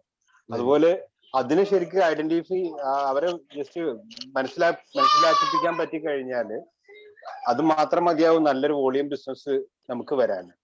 അതിനു വേണ്ടിട്ട് ഇപ്പൊ നമ്മുടെ ടീമൊക്കെ ഓൾമോസ്റ്റ് പല ആളുകളുടെ ടീമും ഫ്രീ ആയിട്ട് ഇരിക്കുകയാവും. അവർക്കൊക്കെ അവരുടെ റിലേറ്റീവ്സിനെയും കാര്യങ്ങളൊക്കെ നമ്മുടെ പ്രൊഡക്റ്റിനെ ഉപയോഗപ്പെടുത്തിയിട്ട് അത്രയും കൺട്രീസിലേക്ക് സുഖമായിട്ട് എത്തിച്ചേരാൻ വേണ്ടി പറ്റുന്നതാണ്. എനിക്ക് മെയിൻലി പറയാനുള്ളത്. പിന്നെ വേറെ എന്താ വെച്ചാൽ ഇപ്പോ എക്സ്പോർട്ടിന് ഇമ്പോർട്ടൻറ്റ് ഫുഡ് ഐറ്റംസും വെജിറ്റബിൾസ് ഒക്കെ പറഞ്ഞപ്പോൾ ഞാൻ അതിന്റെ കൂടെ ചേർത്ത് പറയും. സാറ് പറഞ്ഞ പോലെ അതിന് വേണ്ടിയിട്ടുള്ള ഒരു കോൾഡ് സ്റ്റോറേജ് ഞങ്ങൾ ഇവിടെ മലപ്പുറത്ത് തന്നെ ഫെസിലിറ്റേറ്റ് ചെയ്തിട്ട് ഹൈജീനിക് ആയിട്ട് മോഡേണൈസ് ആയിട്ടുള്ള. ഓക്കെ ഓക്കെ, അത് പറയണം, അത് ആളുകൾ അറിയണം. തീർച്ചയായിട്ടും അതിനാണ് പ്രധാന കാര്യം. ഇങ്ങനെ ഒരു ഫെസിലിറ്റി ഇവിടെ അവൈലബിൾ ആണെന്ന് അറിയുമ്പോഴല്ലേ ഇതിലേക്ക് വരുള്ളൂ. ഓക്കെ, ഞാൻ തിരിച്ചു വരാം. ജോഫർ, ഷാജു എന്താണ്? ഷാജു ഇപ്പൊ എത്ര കേട്ടു? ഷാജു ഇത്രയും കേട്ടിട്ട് എന്താണ് ഷാജുന് ഇപ്പൊ തോന്നുന്നത്? അല്ല, ഞാനിതിനെ നേരത്തെ രാജീവ് സാർ പറഞ്ഞതിന്റെ കൂട്ടത്തിൽ നമുക്കിവിടെ എന്ത് ആവശ്യമുണ്ടെന്ന് ചോദിച്ചല്ലോ. അപ്പൊ ഞാൻ പറഞ്ഞത് പല ടെസ്റ്റിംഗ് സെന്റേഴ്സും നമുക്ക് എന്താവശ്യം നമുക്കിപ്പോ കൊച്ചി അല്ലെങ്കിൽ ബാംഗ്ലൂരിനെ ആശ്രയിക്കേണ്ടതാണ്. അപ്പൊ നമുക്ക് ശരിക്കും ഒന്നിൽ നമ്മുടെ ചേംബറും കൂടി കാലിക്കറ്റ് ചേംബറുമായിട്ടും കൂടി സഹകരിച്ചിട്ട് നമുക്ക് പല ടെസ്റ്റിംഗ് സെന്റർ, പല എക്സ്പോർട്ടും നമുക്ക് ടെസ്റ്റ് ചെയ്യണമെങ്കിൽ മിക്കപ്പോഴും കൊച്ചി പോകണം. ഇപ്പൊ ഞങ്ങള് ടെക്സ്റ്റൈലൊക്കെ ആണെങ്കിൽ കൂടുതലും ഞങ്ങൾ തിരുപ്പൂരിനെ ആശ്രയിക്കേണ്ടി വരികയാണ്. ഇവിടെ ഒരുപാട് ഇപ്പൊ കേരളത്തിലെ ഒരുപാട് ടെക്സ്റ്റൈൽ യൂണിറ്റുകൾ വന്നു കഴിഞ്ഞാൽ അത് കേന്ദ്രീകരിച്ച് നമുക്ക് ടെക്സ്റ്റൈൽ ഗാർമെന്റ്സ് ഒക്കെ ടെസ്റ്റ് ചെയ്യാനുള്ള ഇത് നമുക്ക് ശരിക്കും മലബാർ കേന്ദ്രീകരിച്ചോ അല്ലെങ്കിൽ കേരളത്തിലെങ്കിലും ഒന്ന് വരേണ്ടതുണ്ട്. അതുപോലെ ഇപ്പൊ ചൈനയിലൊക്കെ അല്ലെങ്കിൽ വേറൊരു രാജ്യത്ത് പോയി കഴിഞ്ഞാൽ ഡ്രൈ പോർട്സ് കണ്ടമാനം ഉണ്ട്. ഇപ്പൊ നമ്മൾ കൊച്ചിയിലാണ് ക്ലിയറൻസിന് പോയി കഴിഞ്ഞാൽ വളരെയധികം ബുദ്ധിമുട്ട്, എക്സ്പോർട്ടിന് ക്ലിയറിംഗിന് പോകുമ്പോൾ ഒത്തിരി ബുദ്ധിമുട്ടുണ്ട്. അപ്പൊ നമുക്ക് ശരിക്കും നമ്മുടെ കോഴിക്കോട് കേന്ദ്രീകരിച്ചോ അല്ലെങ്കിൽ ഒരു ഡ്രൈ പോർട്ടിന്റെ ചാൻസ് അല്ലെങ്കിൽ സാധ്യത ഉണ്ടോ? അത് ശരിക്കും നമ്മുടെ ഈ പുതിയ മിനിസ്ട്രിയുമായിട്ട് ബന്ധപ്പെട്ടിട്ടൊക്കെ നമുക്ക് ഡിസ്കഷൻ ചെയ്യാവുന്നതാണ്. കാരണം എല്ലാ സാധനം നമ്മുടെ റോഡിന്റെ വീതി അറിയാലോ, ഇവിടുന്ന് അങ്ങോട്ടുള്ള വലിയ കണ്ടെയ്നേഴ്സ് പോകാനുള്ള ബുദ്ധിമുട്ടും കാര്യങ്ങളൊക്കെ ഉണ്ട്. അപ്പം അതുകൊണ്ട് ഡ്രൈപോർട്ട് ഒരു സാധ്യതയുണ്ട്. പിന്നെ എല്ലാം കൊച്ചി കേന്ദ്രീകരിച്ചാണ്. നമുക്ക് ഇങ്ങോട്ട് അതിനുള്ള പല എന്ത് കാര്യത്തിൽ നമ്മൾ സമീപിച്ചാലും എന്തൊരു ഓഫീസ് ആണെങ്കിലും നമുക്ക് ഈ ഭാഗത്തോട്ടില്ല. നമ്മുടെ തൃശ്ശൂർ കഴിഞ്ഞ് ഇങ്ങോട്ട് വലിയ ബുദ്ധിമുട്ടാണ്. അപ്പൊ അതിനൊക്കെ നമുക്ക് ഇപ്പം രാജീവ് സാറൊക്കെ ആയിട്ട് ബന്ധപ്പെട്ടുകൊണ്ട് ചേംബറുമായിട്ട് സഹകരിച്ച് പല കാര്യങ്ങളും നമുക്ക് മുന്നോട്ട് നീക്കാൻ പറ്റുന്നതാണ് എന്റെ അഭിപ്രായം. ഓക്കെ, നമ്മൾക്ക് ഒരാൾ കൂടി ഉണ്ട്, ഒരു വുഡ് ഇൻഡസ്ട്രിയിലുള്ള ആളാണ്. വുഡ് ഇൻഡസ്ട്രി ഷാജി ലൈനിലുണ്ടോ? സാജിദ് ബാബു വരികയാണെങ്കിൽ കുറച്ചും കൂടി നമുക്ക് കാര്യങ്ങൾ പറയാനുണ്ടാവും. കാരണം എന്താ വെച്ചാൽ എനിക്ക് തോന്നുന്നത് ഏറ്റവും കൂടുതൽ മലപ്പുറം ജില്ലയുടെ പ്രൊഡക്റ്റ് എന്ന് പറയുന്നത് വുഡ് ഫർണിച്ചേഴ്സ് ആണ്. ഏറ്റവും കൂടുതൽ കണ്ടെയ്നറുകൾ ഇവിടുന്ന് കയറി പോകുന്നത്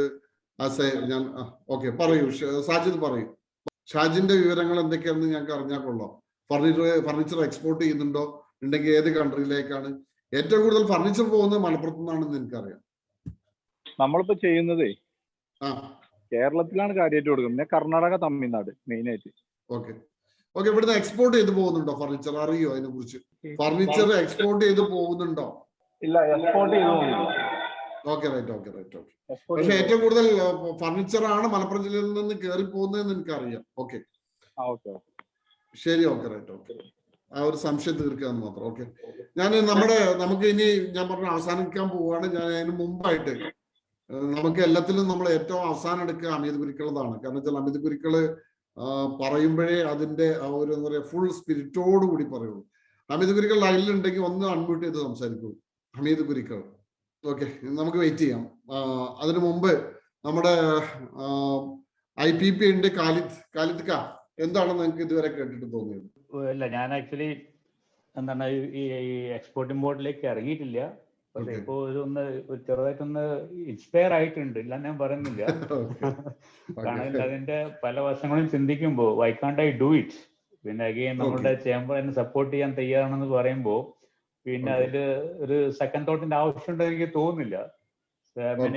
വളരെ ഇൻഫോർമേറ്റീവ് ആയിരുന്നു. പല കാര്യങ്ങളും നമ്മളൊരു ഗ്രേ ആയിട്ട് കടന്നിരുന്ന കാര്യങ്ങളെല്ലാം ആക്ച്വലി അത് എന്താണ് എന്നുള്ളൊരു ക്ലാരിറ്റി കൂടെ കിട്ടിയിട്ടുണ്ടായിരുന്നു. പ്രത്യേകിച്ച് മിസ്റ്റർ രാജീവിന്റെയും അത് ഷാജുവിന്റെയും അതുപോലെ മറ്റുള്ള ഓൾറെഡി ഇമ്പോർട്ട് എക്സ്പോർട്ട് ചെയ്യുന്ന ആൾക്കാരുടെ ഒരു ഡീറ്റെയിൽഡ് ആയിട്ടുള്ള ആ ഇത് കേട്ടപ്പോൾ തന്നെ ഇറ്റ്സ് റിയലി ഇൻസ്പയറിങ്. അപ്പോൾ എല്ലാവരും ചെയ്യുമ്പോൾ വൈക്കാണ്ട് ട്രൈ എന്നുള്ള തോന്നല് ഒന്നുമില്ല. ഐ മീൻ ആവശ്യം ഉണ്ടായിട്ടല്ല, still the entire thing was really very very informative and beneficial. I think നല്ലൊരു ഒരു വാല്യൂ ആഡഡ് ഡിസ്കഷൻ ആയിരുന്നു. Okay, thank U. നമ്മുടെ എനിക്ക് രണ്ടുപേരെയും കൂടി വിളിക്കാനുണ്ട്. ഞാൻ അമിതാക്ക എനിക്ക് വരികയാണെങ്കിൽ ഞാൻ അമിതാക്ക സംസാരിക്കും. അമിതാക്ക അൺമ്യൂട്ട് ചെയ്ത് സംസാരിക്കും. വളരെ ഇൻഫോർമേറ്റീവ് ടോക്ക് ആയിരുന്നു. ഒന്നിക്കൊന്ന് മെച്ചായിരുന്നു എല്ലായിരുന്നു. അതായത് നമുക്ക് ആ ഫുട്ബോളിന്റെ കാര്യം പറഞ്ഞല്ലോ,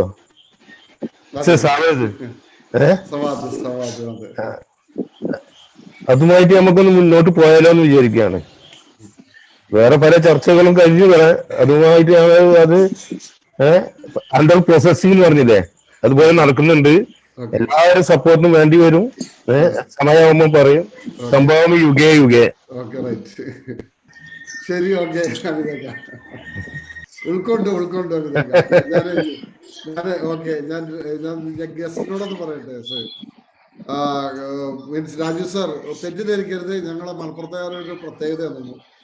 അവസാനം എല്ലാം കഴിഞ്ഞ് ഫുട്ബോളിനെ പറ്റി കേട്ടാൽ അതിലേക്കാണ് പോകും എല്ലാ ചർച്ചയും കൂടും.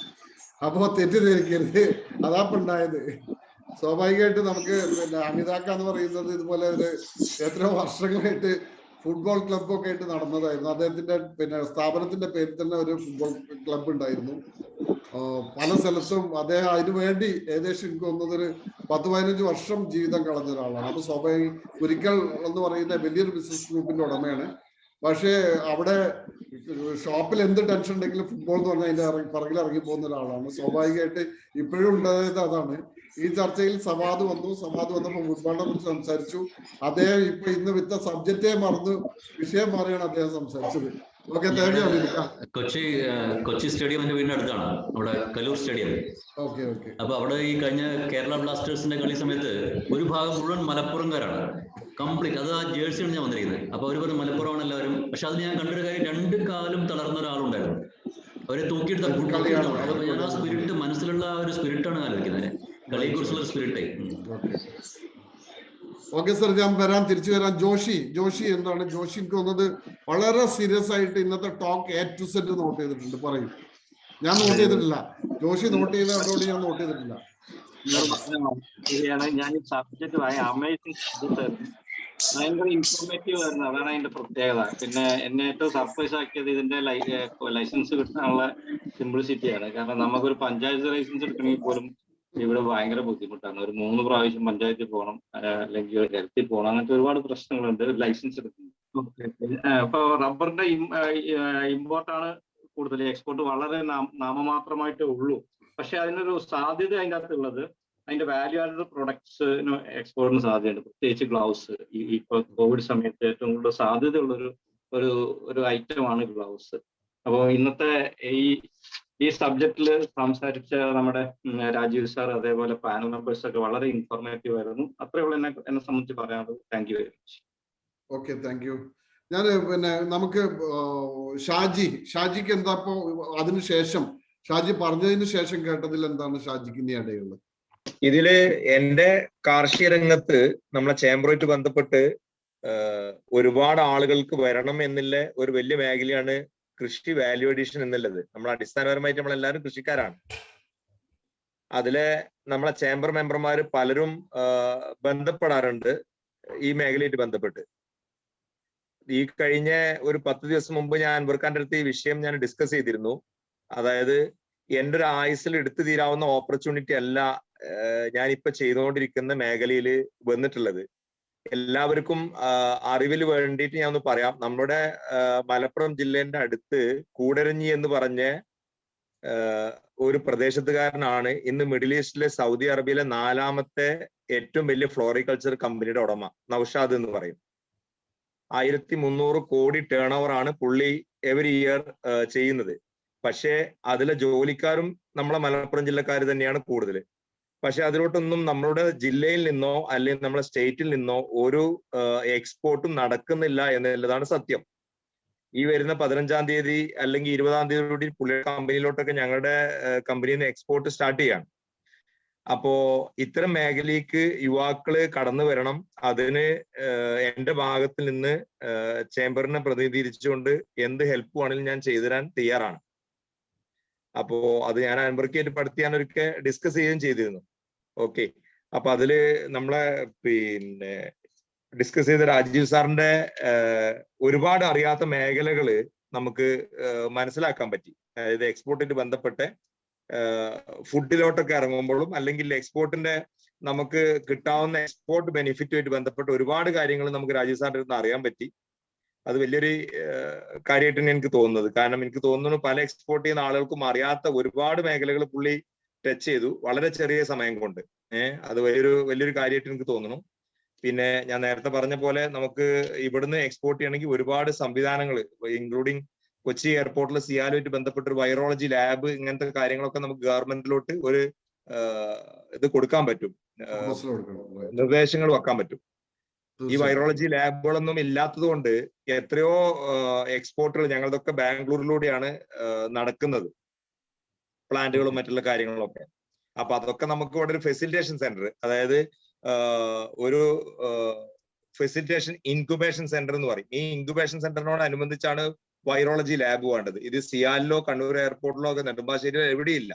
അപ്പൊ അത് നമുക്ക് കാലിക്കറ്റുമായിട്ട് ബന്ധപ്പെട്ടോ ഈവൻ കണ്ണൂര് ഇതിലോ ഏത് എയർപോർട്ടിൽ വന്നാലും കേരളത്തിൽ അത് നമുക്ക് വലിയ മുതൽക്കൂട്ടാവും. അത് ചേംബർ മുന്നിട്ട് അതിന് വരികയാണെങ്കിൽ അത് ഏത് റൂട്ടിൽ പോകണം എന്നുള്ളത് ഞാൻ എല്ലാ നിലക്കും പറഞ്ഞുതരാം. കാരണം ഞാൻ അതിന്റെ സെൻട്രൽ ഗവൺമെന്റിലോട്ട് വരെ പലപ്പോഴും പേപ്പറുകൾ കൊടുക്കുകയും സിയാലിന്റെ പഴയ MD കുര്യൻ സാറുമായിട്ട് ഒത്തിരി മീറ്റിംഗ് നടത്തുകയും ചെയ്തതാണ്.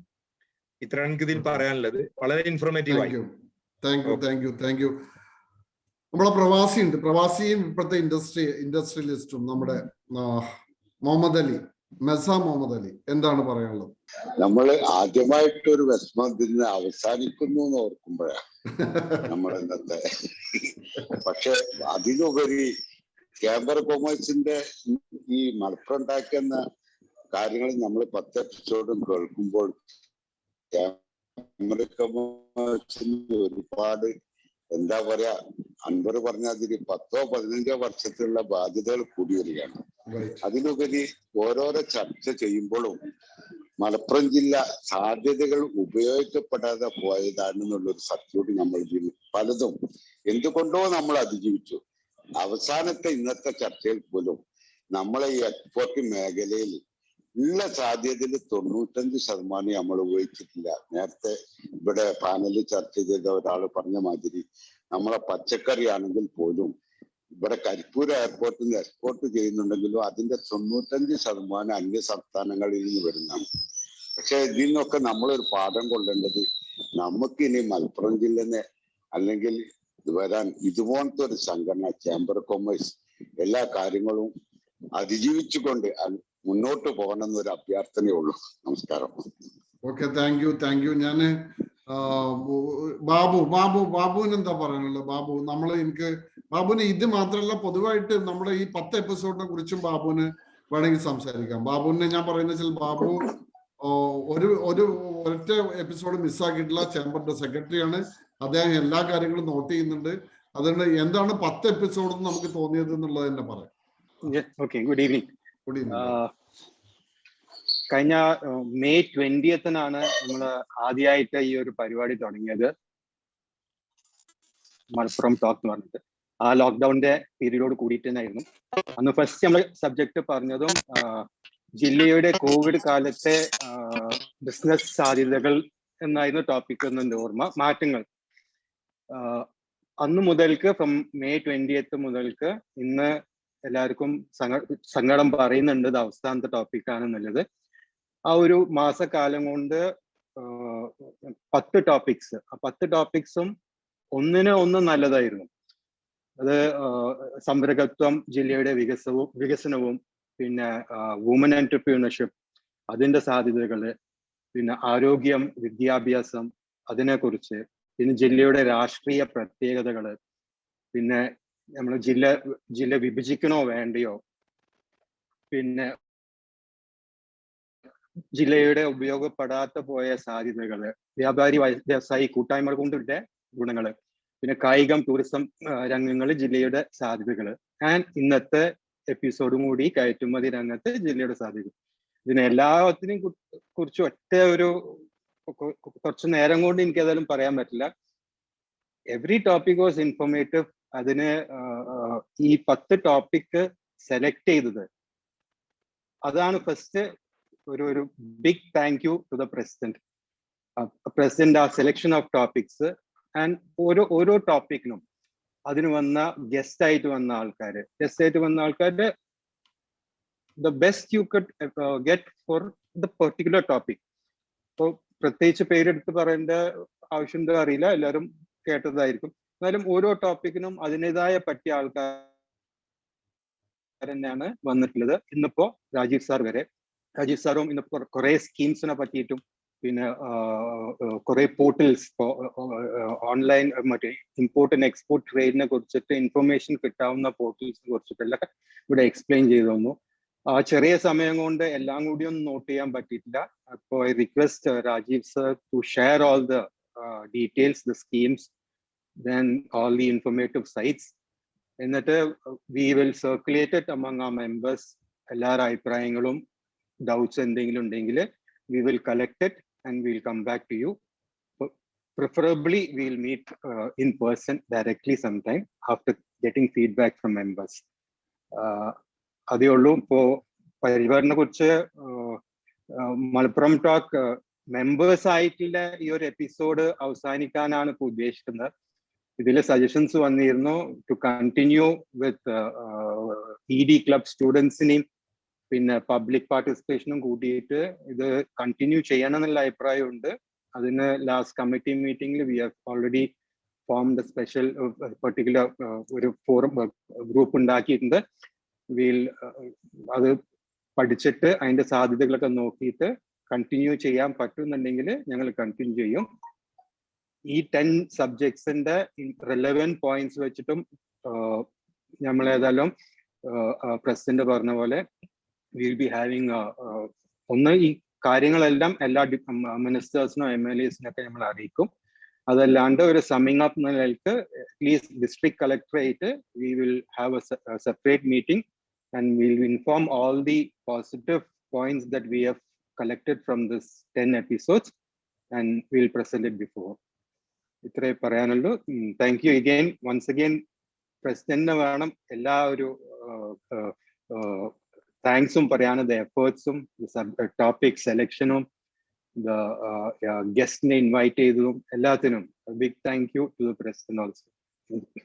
Thank you Babu. Okay Babu, നമ്മുടെ രാജീവ് സാറിന്റെ ഫോൺ നമ്പർ ഓൾറെഡി നമ്മൾ ചാറ്റ് ബോക്സിൽ ഇട്ടിട്ടുണ്ട്. ആവശ്യമുള്ളവർക്ക് നോട്ട് ചെയ്യാം, ഇല്ലെങ്കിൽ എന്നെ വിളിച്ചാലും മതി, അല്ലെങ്കിൽ നമ്മൾ ഗ്രൂപ്പിൽ ഷെയർ ചെയ്യാം, അത് പ്രശ്നമില്ല.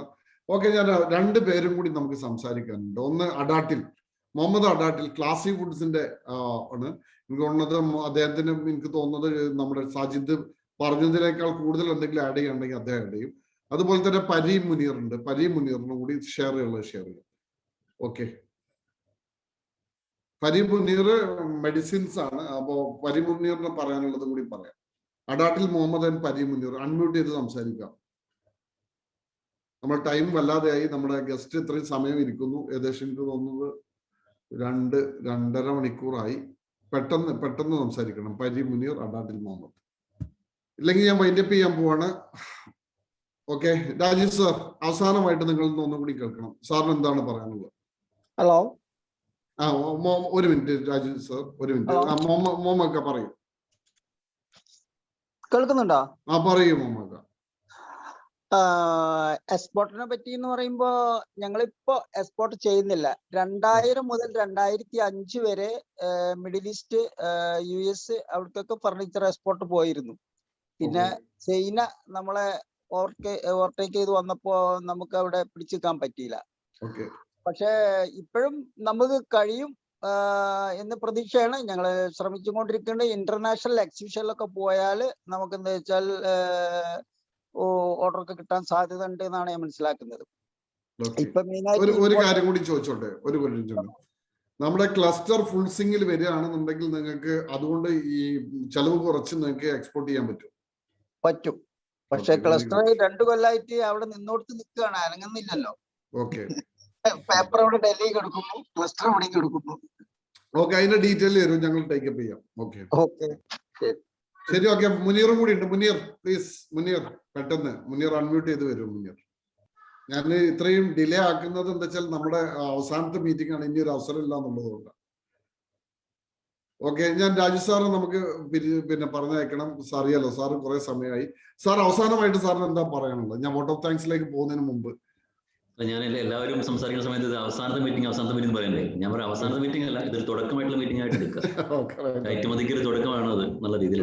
തീർച്ചയായും അത് അങ്ങനെ തന്നെ സാർ. ഞങ്ങൾ മലപ്പുറം ടോക്ക് എന്നുള്ള സീരീസിന്റെ അവസാനം.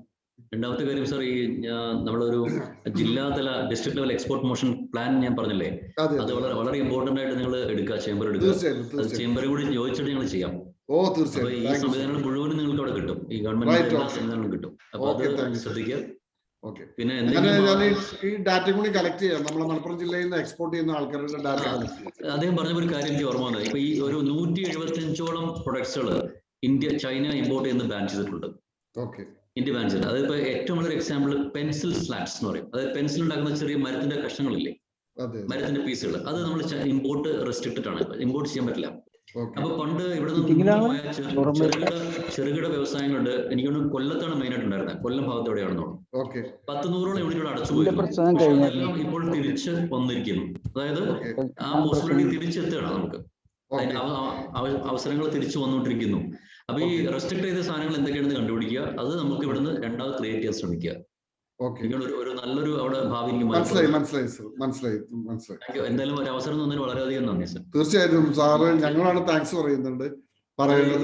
കണ്ടിന്യൂസ് കോണ്ടാക്ട് ചെയ്യുക, നിർത്താണ്ടിരിക്കുക, എന്താവശ്യം വിളിക്കുക, എന്ത് കാര്യങ്ങൾ. അറിയാം, ഞാനിപ്പോ സാറ് ഇപ്പോ ബാബു പിന്നെ സാറ് പറഞ്ഞതെന്ന് വെച്ചാൽ സാറിന്റെ ഒരു ടീം തന്നെ ഉണ്ട്. ആ ടീമിനായിട്ട് കംപ്ലീറ്റ് ആയിട്ട് നമുക്ക് ഒരു സെഷൻ വെച്ചാൽ നമുക്ക് കംപ്ലീറ്റ് ഇൻഫർമേഷൻ കിട്ടുന്നതാണ് സാർ പറഞ്ഞത്. നമുക്ക് ചെയ്യാം, അത് വളരെ വൈകാതെ തന്നെ ചെയ്യാം. ഒരു ഡേ പ്രോഗ്രാം ആയിട്ട് നമുക്ക് ചെയ്യാം. കോവിഡ് കഴിഞ്ഞൊരു ഫിസിക്കൽ മീറ്റിംഗ് വെക്കാം എവിടെയെങ്കിലും വെച്ചിട്ട്. Okay right sir. Online meetings അത്ര സക്സസ് ആവില്ല. ഓക്കെ റൈറ്റ് അറിയാം sir. Okay thank you sir. Saleem നമ്മുടെ treasurer, vote of thanks. Hello, yes പറയൂ Saleem. Good evening all. Good evening. നമ്മുടെ മലപ്പുറം ചേംബർ ഓഫ് കൊമേഴ്സിന്റെ മലപ്പുറം ടോക്ക് എന്ന ഈ 10ാമത്തെ എപ്പിസോഡിന്റെ ഒരു എൻഡാണ് ഇന്നിവിടെ. അതുപോലെ നമ്മുടെ രാജീവ് സാർ പറഞ്ഞ പോലെ കയറ്റുമതി എക്സ്പോർട്ടിൻ്റെത് ആദ്യത്തേതും ഇതിന്റെ ഒരു തുടക്കം മാത്രമാണ് ഇത് ഇന്നത്തെ മീറ്റിംഗ്. അപ്പോൾ എന്ന് പറയുന്നത് വെച്ചാല് നമ്മുടെ ഇന്നത്തെ വിഷയം എന്ന് പറഞ്ഞാൽ കയറ്റുമതി രംഗത്ത് ജില്ലയുടെ സാധ്യതകൾ എന്ന വിഷയത്തെ കുറിച്ച് ഇങ്ങനൊരു സബ്ജക്ട് എടുത്തിട്ട് നമ്മുടെ ഇന്നത്തെ മോഡറേറ്ററും മലപ്പുറം ചേംബർ ഓഫ് കൊമേഴ്സിന്റെ പ്രസിഡന്റുമായ അൻവർക്കക്ക് മലപ്പുറം ചേംബർ ഓഫ് കൊമേഴ്സിന്റെ നന്ദിയിൽ മാത്രം ഒതുക്കുന്നില്ല. അൻവർക്ക, ഈ വിഷയം വീണ്ടും നമ്മൾ അടുത്ത എപ്പിസോഡ് തുടങ്ങും. അത് എന്നിരുന്നാലും മലപ്പുറം ചേംബർ ഓഫ് കൊമേഴ്സിന്റെ നന്ദിയും കടപ്പാടും അറിയിക്കുന്നു. അതുപോലെ നമ്മുടെ ഇന്നത്തെ മുഖ്യാതിഥിയായ എല്ലാ തിരക്കുകളും മാറ്റിവെച്ച് നമ്മുടെ ഈ പ്രോഗ്രാമിൽ എത്തിച്ചേർന്ന വളരെ ഇൻഫോർമേറ്റീവ് ആയിട്ടുള്ള എല്ലാ കാര്യങ്ങളും ഇവിടെ വളരെ ഭംഗിയായിട്ട് അവതരിപ്പിച്ച നമ്മുടെ chief guest, special guest mister Rajeev sir, federation of Indian export organisation Kerala head, അദ്ദേഹത്തിനും മലപ്പുറം ചേംബർ ഓഫ് കൊമേഴ്സിന്റെ പേരിൽ നന്ദി കടപ്പാടും അറിയിക്കുന്നു. Thank you sir. അതുപോലെ മറ്റൊരു ഗസ്റ്റായ ജോൺസൺ സാറിനും മലപ്പുറം ചേംബർ ഓഫ് കൊമേഴ്സിന്റെ നന്ദിയും കടപ്പാടും അറിയിക്കുന്നു. അതുപോലെ നമ്മുടെ ഇന്നത്തെ panel members Shaju Thomas, mister Jafar, mister Shaji മോൻ എന്നിവർക്കും മലപ്പുറം ചേംബർ ഓഫ് കൊമേഴ്സിന്റെ നന്ദിയും കടപ്പാടും അറിയിക്കുന്നു. അതുപോലെ നമ്മൾ ഇന്നത്തെ പ്രോഗ്രാമിൽ മറ്റൊരു പാനൽ മെമ്പറായ KT സലീംക ഇന്നിവിടെ എത്താന്ന് ഏറ്റിരുന്നു. അദ്ദേഹത്തിന് എന്തോ തിരക്ക് കാരണം എത്തിപ്പെടാൻ കഴിഞ്ഞില്ല. അദ്ദേഹത്തിന്റെ അഭാവത്തിലും മലപ്പുറം ചേംബർ ഓഫ് കൊമേഴ്സിന്റെ നന്ദിയും കടപ്പാടും അറിയിക്കുന്നു. അതുപോലെ IPP കാലിക്ക, നമ്മുടെ സെക്രട്ടറി ബാബു, മറ്റു ചേംബർ എക്സിക്യൂട്ടീവ് മെമ്പേഴ്സ്, മറ്റു വിശിഷ്ട വ്യക്തികൾ, നമ്മുടെ ഓഫീസ് ബെയറേഴ്സ്, എല്ലാവർക്കും ഒറ്റവാക്കിൽ മലപ്പുറം ചേംബർ ഓഫ് കൊമേഴ്സിന്റെ നന്ദിയും കടപ്പാടും അറിയിച്ചുകൊണ്ട് അധ്യക്ഷന്റെ അനുമതിയോടുകൂടി നമ്മുടെ സൂമിന് വേണ്ടിയിട്ട് 10 ദിവസം ഉറക്കൊഴിച്ചിരുന്ന റാഫിനെ മറക്കണ്ട. ഇല്ല റാഫി, ഷാരോൺ, ഷാമിന എന്നിവർക്ക് പ്രത്യേകം അഭിനന്ദനങ്ങൾ അറിയിക്കുന്നു ഈ അവസരത്തിൽ. Thank you. എല്ലാവരും വിജയിപ്പിച്ചു. Okay, thank you sir. ഞാൻ നേരിട്ട് വിളിക്കാം sir. Raju sir, okay, thank you. Good night. Thank you sir. Thank you so much. Thank you. എല്ലാവരോടും നന്ദി, വളരെ നന്ദി. Thank you sir. Thank U.